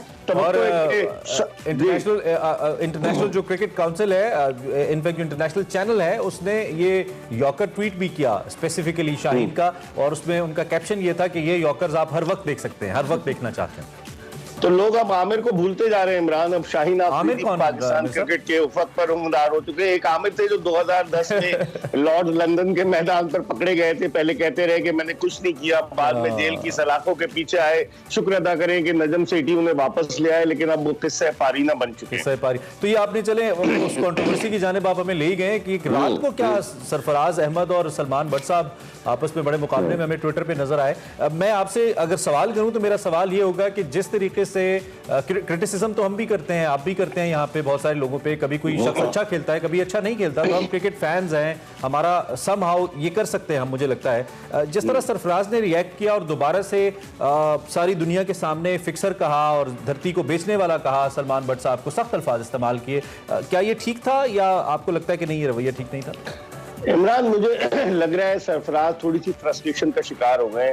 इज्जत, दौलत, शोहरत और ये चमक जो है क्रिकेट की, इस चमक में मैंने बड़े बड़े पाकिस्तान के सुपरस्टार्स को देखा है जो टीम से बाहर होते हैं तो फिर थोड़े से वो फ्रस्ट्रेशन का शिकार होते हैं, और लगता है यही है सरफराज के साथ। सरफराज एक बड़े खिलाड़ी हैं, पाकिस्तान के कामयाब कप्तान हैं। अगर सलमान भट्ट टीवी पर बैठकर उनकी फ्रस्ट्रेशन के हवाले से कुछ कह रहे हैं तो सरफराज को रिएक्ट नहीं करना चाहिए था। उन्हें मैदान में अपनी कारकर्दगी से ये साबित करना चाहिए था कि उनकी क्रिकेट अभी बाकी है और जो लोग उन पर तनकीद कर रहे हैं वो गलत है। लेकिन उन्होंने ओवर रिएक्ट किया, मैं समझता हूँ, जिसकी वजह से ये कंट्रोवर्सी ने जन्म लिया। सलमान भट्ट तो इज नोवेयर, वो तो क्रिकेट नहीं खेल रहे, वो तो एक्सपर्ट है। उन्हें मौका मिलेगा वो फिर सरफराज अहमद पर तनकीद करेंगे। लेकिन आप माजी के झरोकों में चले जाएं, अब इस तरह से तो सलमान भट्ट फेलो कोया वाला केस भी कह सकते थे, जिसके वजह सरफराज ने जुमले कसे थे साउथ अफ्रीका के टूर पर अब से 2 साल पहले, और पाबंदी भी लगी थी। तो ये होना नहीं चाहिए। दोनोों कप्तान है, एक साबिक कप्तान है, दोनों साबिक कप्तान है, एक क्रिकेट खेल है, तो आपस में ये दुनिया को दिखाने के लिए ट्विटर सोशल मीडिया में चीज जो है जरा सी मेरा अगला सवाल भी यही था कि ट्विटर और सोशल मीडिया पे हम देख माजी में भी जब इस तरह का कोई मामला होता है, तनकीद की जाती है या प्लेयर जो खेल रहा हो उस पर कोई साबिक प्लेयर कमेंट कर दे या तनकीद कर दे, तो बड़ा एक वायलेंट सा बिहेवियर हमें नजर आता है। फिर जो उनके फैंस होते हैं वो भी उस तरह से कैंपेन चलाते हैं बाकायदा तौर पे। तो क्या ये कल्चर थोड़ा सा कंट्रोल होना चाहिए कि अगर आप क्रिटिसिज्म है इसको ऊपर खुले दिल से कबूल भी करें और फिर इस तरह की क्रिटिसिज्म और एक ट्विटर पे महाज खड़ा कर दिया जाए, तो इस पे भी कोई चेक एंड बैलेंस तो होना चाहिए? देखिए, बर्दाश्त का मादा नहीं है अरमला हम लोगों में, कि हम टॉलरेंस का लेवल ही नहीं है कि, और फिर आपको खुद नहीं इन्वॉल्व होना चाहिए। चले अगर आपके कोई मद्दा जो है आपकी तरफ से कुछ कह रहे हैं तो वो समझ में आता है, लेकिन अगर आप खुद मैदान में कूद जाएंगे कंट्रोवर्सी में तो फिर ये ज्यादती होगी। मेरे ख्याल में सरफराज एक बड़े खिलाड़ी हैं। 18 जून 2017 का दिन कौन भूल सकता है जब उनकी कप्तानी में पाकिस्तान जीता, पाकिस्तान के लिए वो लॉरेंस लेकर आए, और 2007 से वो इंटरनेशनल क्रिकेट खेल रहे हैं, अभी वो रिटायर नहीं हुए। मैं समझता हूँ ऐसा नहीं होना चाहिए। सोशल मीडिया के आने के बाद अरमला तनकीद तो होती है, आपको तनकीद को बर्दाश्त करना होगा। हम मिसबाहुल हक पर इतनी तनकीद करते रहे, वकार यूनुस पर इतनी तनकीद करते रहे, दीगर लोगों पर, लेकिन किसी ने रिएक्ट नहीं किया, ओवर रिएक्ट नहीं किया। लेकिन तो ऐसा होना नहीं चाहिए। इस तनकीद में भट्ट साहब की तरफ से भी कहीं कोई फ्रस्ट्रेशन तो आपको नजर नहीं आई कि बाकी लोग खेल रहे हैं मैं नहीं खेला? क्योंकि भट्ट साहब ने भी बड़ी मेहनत की है और काफी मायूस सलमान भट्ट साहब रहे हैं जब वो नेशनल स्क्वाड का हिस्सा नहीं बन पाए या फिर दीगर क्रिकेट नहीं खेल रहे इस वक्त वो, तो उनकी भी कहीं कोई फ्रस्ट्रेशन ही तो नहीं है जो सरफराज अहमद साहब के ऊपर निकल रही है? लगता ही है थोड़ी सी फ्रस्ट्रेशन है, लेकिन लोग ये कहते हैं इमरान के अगर जो सलमान भट्ट जो है वो अगर इस मामले में इन्वॉल्व नहीं होते, 2010 में उन पर केस नहीं आता, तो आज वो पाकिस्तान की कप्तानी कर रहे होते। क्योंकि उसके बाद अचानक मिसबाहुल हक को घर से बुलाकर पाकिस्तान का कप्तान बना दिया गया था, और फिर उसके बाद सरफराज, रिजवान, बाबर आजम बने। मेरे ख्याल में थोड़ा सा सलमान भट्ट को भी जिस तरह से अपने कमेंट देते हुए थोड़ा सा जो है वो एक लिमिट में रहकर बात करनी चाहिए, लेकिन उन्होंने कोई इतनी पर्सनल बात नहीं की। उन्होंने कहा जी फ्रस्ट्रेशन नजर आ रही है। मेरे ख्याल में मैंने भी जब सुना तो ऑनेस्टली स्पीकिंग मुझे सलमान भट्ट साहब की तनकीद में ऐसी कोई बात नजर नहीं आई जैसे सोशल मीडिया पे आके सरफराज साहब ने एक बिलो द बेल्ट कमेंट किया है, क्योंकि उस पे वो पूरी कौम से माफी भी मांग चुके हैं और कन्फेस भी कर चुके हैं जो गलती उनसे हुई है, और वो गलती हुई है। खैर आगे बढ़ते हुए let's get back to the PSL। चूंकि आपसे जब आप आ रहे थे तो पहले भी बात हो रही थी, आप किस जानिब आप इन मैचेस को जाता देखते हैं, ये थ्रिल किस हद तक बढ़ता देखते हैं, और ये जो नाकामियों का एक सिलसिला है आपके शहर की टीम का वो थमता भी आपको नजर आता है, और जिस तरीके से अनबीटन मुल्तान सुल्तान जा रहे हैं इसी तरीके से गुड्डी रिजवान साहब की भी ऊपर जा रही है, because he is doing excellent, जबरदस्त कैप्टनसी करें, और लोग कंपैरिजन कर रहे हैं अब तो बाबर का और रिजवान का सोशल मीडिया के ऊपर कि who is a better captain. तो ये फ्यूचर के लिए एक राह भी हमवार कर सकती है परफॉर्मेंस रिजवान के लिए, क्या कहेंगे? बिल्कुल, लेकिन अभी तो चूंकि बाबर आजम यंग है, 27 साल का है, तो उसका फ्यूचर काफी है, खुदाना खास्ता अगर वो अनफिट नहीं होता। रिजवान अच्छी कप्तानी कर रहे हैं। कराची की आपने बात की इमरान, तो कराची किंग्स की वो टीम ही नजर नहीं आ रही। लगता है जब टीम का इनका सिलेक्शन हो रहा था इन्होंने कोई कॉम्बिनेशन बनाया नहीं, सिवाय एक बॉलर के जो कि मोहम्मद आमिर थे वो भी नहीं खेले। अब सुना है कि वो चौथा मैच जो कराची किंग्स खेलेगी वो खेलेंगे, और इमाद वसीम के उनकी बॉलिंग में डेप्थ ही नजर नहीं आ रही। बैटिंग में वो रिलाय कर रहे हैं बाबर आजम और शर्जील खान पर, बैटिंग में भी उनका मिडिल ऑर्डर जो है वो फ्लॉप हो रहा है। तो कराची किंग्स के लिए लम्हे फिक्रिया है, वसीम अकरम, बाबर आजम और दीगर उनके ओनर सब सर जोड़कर बैठे हैं कि करना क्या चाहिए। दूसरी तरफ आपने कप्तानी की बात की, रिजवान बड़ी अच्छी कप्तानी कर रहे हैं, लेकिन इतनी जल्दी कि आप असेस कर लें कि नहीं जी वो बाबर आजम की जगह ले लेंगे, ये ज्यादती होगी। फैंस तो फैंस होते हैं ना मेरे साहब, आपको पता है हमारे क्रिकेट फैंस कितने एक्साइटेड हो जाते हैं। एक इनिंग एक छक्के के ऊपर जो है ना वो माफ कर देते हैं उम्र भर की गलतियां, जैसे हमने आमिर की विकेट्स पे माफ कर दी थी जब उन्होंने विराट कोहली को 2 दफा आउट किया था 2 गेंदों पे। लेकिन अगर फैंस को क्रिकेट बोर्ड का चेयरमैन या चीफ सेलेक्टर बना दिया जाए तो फिर वो पता नहीं कयामत ढा दें, ऐसा लगता है यही है। तो इसलिए हजारों ख्वाहिशें ऐसी कि हर ख्वाहिश में दम निकले।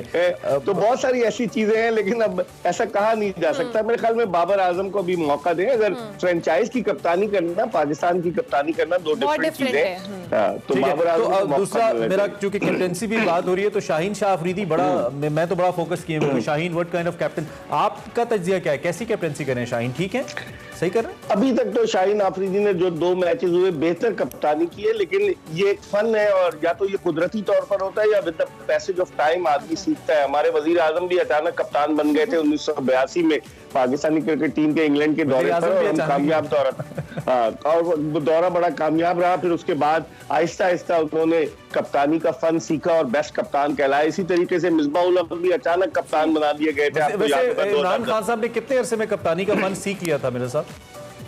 देखिए 1982 में पहली सीरीज में हम जीत गए थे, आपको याद होगा लॉर्ड्स टेस्ट, जिसमें मोहसिन हसन खान ने डबल सेंचुरी स्कोर की थी। मुदस्सर नजर man with the golden arm कहलाए थे। लेकिन उसके बाद उन्होंने काफी कप्तानी, मेरे ख्याल में 2-3 बरस में, वो 4 बरस में मंजे हुए कप्तान की चले अभी हम 1 साल है हमारे, चौथा बरस शुरू हो गया, हो सकता है प्राइम मिनिस्टर ठीक हो गया। Thank you very much.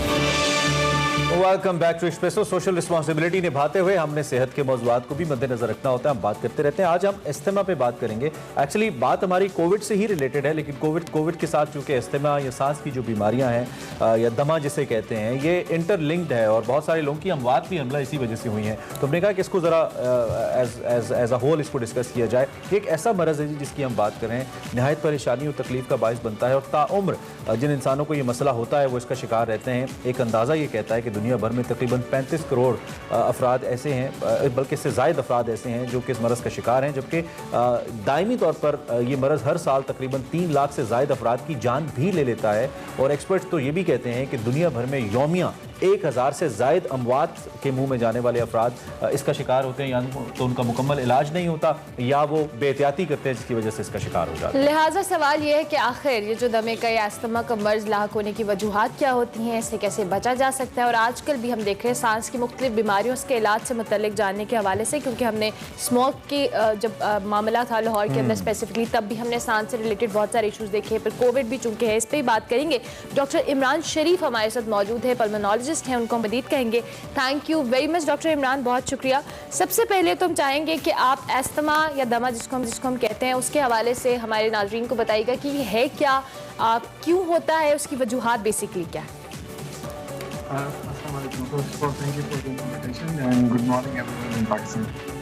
देखें, जो सबसे ज़्यादा कॉमन रेस्पिरेटरी डिजीजेज हैं उसमें एज़मा नंबर 1 है और पूरी दुनिया में प्रेवलेंट है। इसके close to like 300 million cases, जैसे आपने नंबर बताया वो काफ़ी एक्यूरेट और काफ़ी क्लोज है। और ये बेसिकली एज़मा जो है किसी भी एज में हो सकता है। मोस्टली जो है हम इसको पिक करते हैं यंगर एज ग्रुप में, लेकिन जो ओल्ड लोग होते हैं उनमें भी हो सकता है। और इसकी वजूहात जो होती हैं, या तो ये फैमिली में रन करता है, या स्मोकिंग होती है, या फिर उनका एक्सपोजर होता है, जो कि आपने एयर पोल्यूशन की बात की।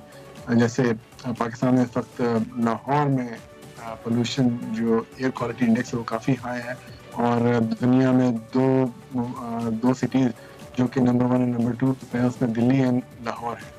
और उसके अलावा कॉमन ठीक है। अच्छा, एक तो डॉक्टर साहब आपने कतई कलामी की माजरत आपने मेंशन किया, एक तो वो बीमारियां हैं जो अमूमी तौर पे बतौर डिजीज़ एग्जिस्ट करती हैं और हम उनको क्योर करने के लिए उसके मुताबिक बात करते हैं, लेकिन देयर आर सर्टेन डिजीजेस जो कि उस एटमॉस्फेयर की वजह से पैदा हो जाती है जिसमें हम रहते हैं। डॉक्टर साहब से कनेक्टिविटी हम दोबारा कनेक्ट करें। मीनवाइल हम ये जो बात आपने लाहौर के हवाले से की, ये इतनी इंपॉर्टेंट बात है और हम इस चीज़ का ख्याल शायद इससे पहले भी होता होगा और इस पर इतनी बात नहीं होती होगी, लेकिन हम तो एक ऐसे एटमॉस्फेयर में सांस ले रहे हैं जो कि इट्स हेल्दी नहीं है, अडल्ट्स के लिए भी नहीं है, बड़ी एज के लोगों के लिए भी नहीं है और बच्चों के लिए तो कतई तौर पे नहीं है।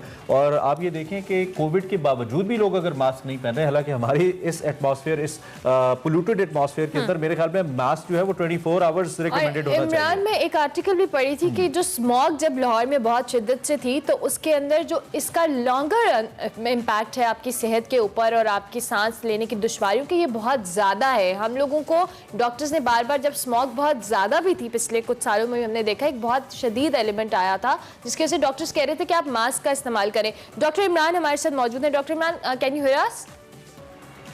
जी हाँ, ठीक हो गया। डॉक्टर साहब, आप अभी बात कर रहे थे कि ये बहुत नंबर्स ऑब्वियसली दुनिया भर में है और इसके इलाज के हवाले से या इसके एहतियाती तदाबीर के हवाले से हम ज़रूर चाहेंगे कि आप हमारे देखने वालों को बताइएगा। जी हाँ, बिल्कुल। पहले तो मैं आपको बताता चलूँ कि जो रेस्पिरेटरी डिजीज है उसमें एज़मा होता है, COPD होती है, क्रोनिक ब्रोंकाइटिस होता है जो कि स्मोकिंग से रिलेटेड होती है। उसके अलावा पल्मोनरी फाइब्रोसिस होता है, कंजेस्टिव हार्ट फेलियर जो कि हार्ट से रिलेटेड है लेकिन वो लंग्स को अफेक्ट करता है। तो काफ़ी सारी ब्रीदिंग की जो ट्यूबरक्लोसिस है जो कि थर्ड वर्ल्ड कंट्रीज में काफ़ी प्रेवलेंट है।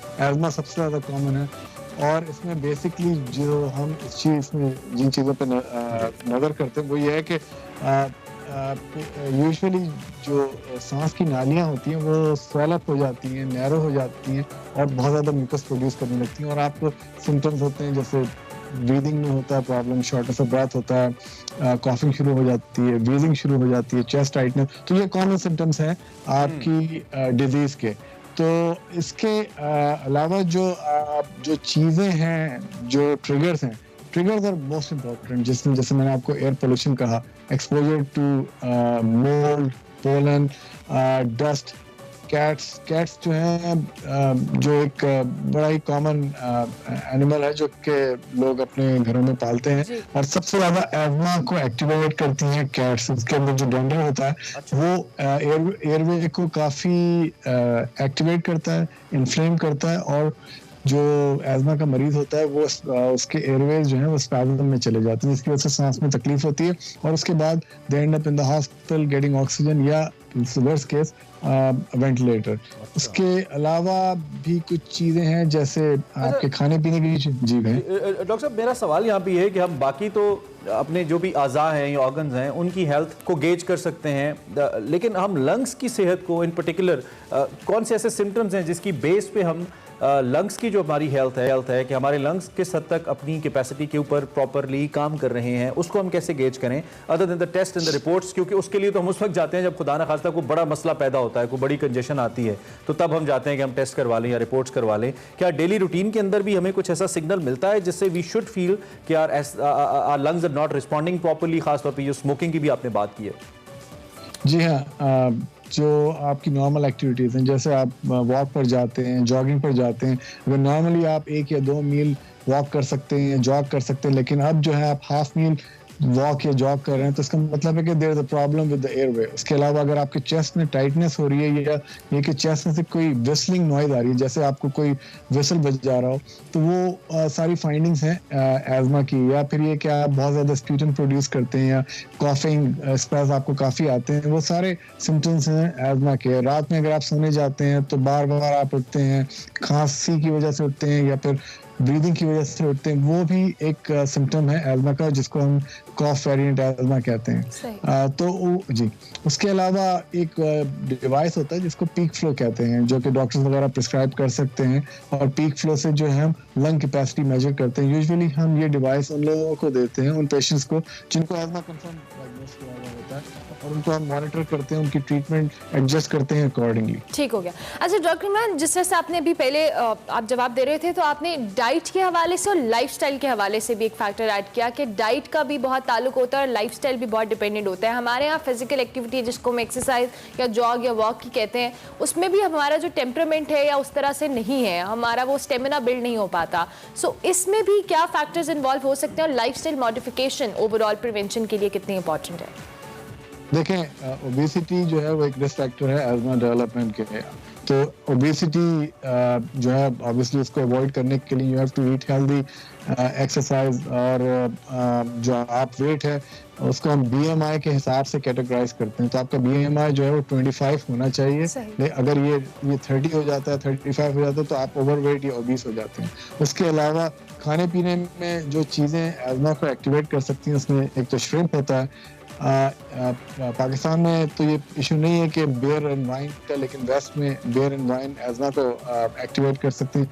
कुछ प्रिजर्वेटिव्स होते हैं खाने में जैसे सल्फाइड हो गया जो कि एज़मा को ट्रिगर कर सकता है। उसके अलावा इमोशंस और स्ट्रेस की वजह से आपके एयरवेज जो है स्पैज़म में चले जाते हैं, जिसकी वजह से एज़मा जो है वो काफी एक्टिव हो जाता है। तो इस वजह से वो सिचुएशन जी डॉक्टर साहब, पाकिस्तान में चूंकि बच्चों की बीमारियां भी बहुत ज़्यादा हैं और बच्चों को अक्सर हमने देखा है खांसते देखा है, बच्चों को इस किस्म की प्रॉब्लम्स हमने देखी हैं कि लगता है कि ये सीजनल है, लेकिन अक्सर बच्चे हमारे बीमार ही रहते हैं। शायद इसमें बहुत सारे फैक्टर्स आ जाते हैं, लेकिन बीइंग हेल्थ एक्सपर्ट आप बच्चों के अंदर एस्थमा की जो मौजूदगी है इसको आप कैसे देखते हैं? इसको कैसे प्रिवेंट किया जा सकता है अगर हमें मालूम पड़ जाए कि ये वाकई एस्थमा है या फिर उससे मिलती जुलती कोई चीज़ है, तो कैसे इसको प्रिवेंट किया जा सकता है?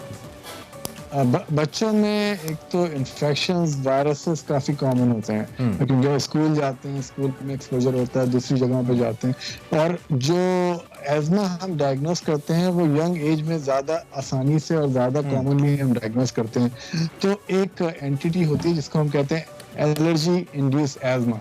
सो जैसे वेदर चेंज होता है, वेदर चेंज होने के साथ साथ एज़मा जो है स्प्रिंग फॉल में काफ़ी ज़्यादा हो जाता है। समर के दिनों में जो है गर्मी की वजह से भी थोड़ी सी ब्रीदिंग में प्रॉब्लम होती है। तो बच्चों को जब वायरसेस इन्फेक्शन फ्रीक्वेंटली होते हैं, कॉफिंग स्पेल्स काफ़ी होते हैं, तो they should be tested for asthma. जैसे मैंने आपको कहा कि यूजुअली ये डिजीज़ जो है ये अर्ली एज में डायग्नोस होती है और ज़्यादा प्रेवलेंट होती है। सही हो गया।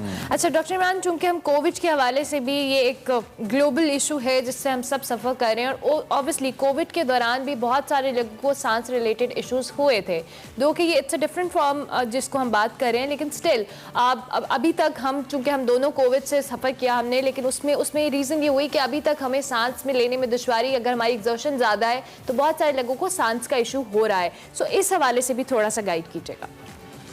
देखें, कोविड ऑब्वियसली ये वायरस जो है ये डायरेक्टली लंग्स को इफेक्ट करता है प्रीडोमिनेटली, और उसके अलावा भी ऑर्गन्स को इफेक्ट करता है, लेकिन बहुत लेस इंटेंसिटी में या later part of the disease process. तो जो लोगों को एज़मा होता है, हम यूजुअली उन लोगों को एडवाइस करते हैं कि आप इन्फ्लुएंजा निमोनिया का शॉट लगवाएं, इस वजह से कि हम उनको प्रोटेक्ट करते हैं वायरस से, बैक्टीरिया से।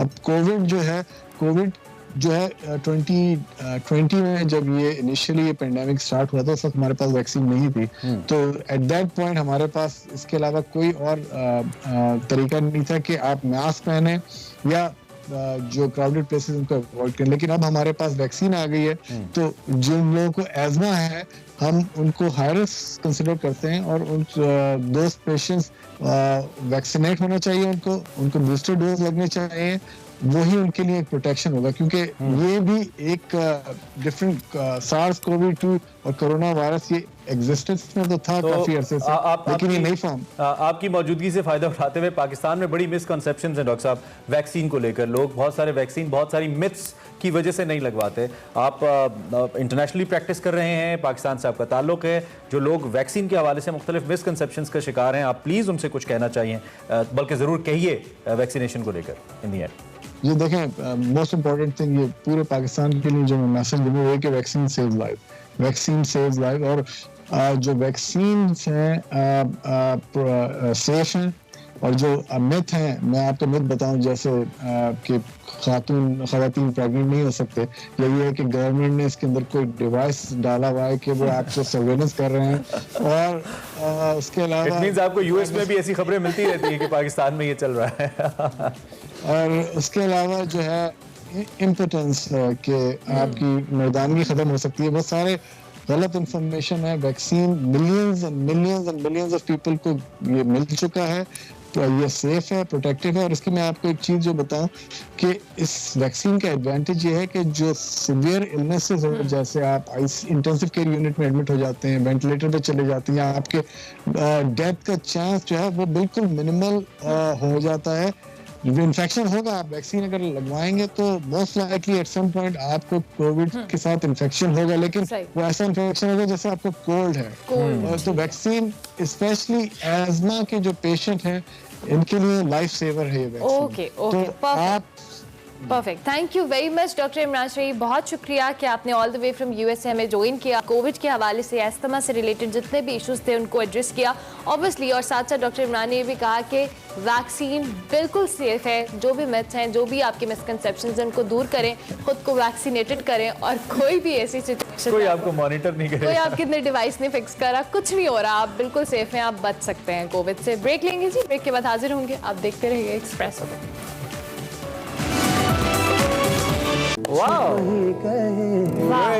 इतनी फेवरेट ये मेरी गजल कवाली टाइप कुछ है। हाँ, ये कवाली भी है, गजल भी है।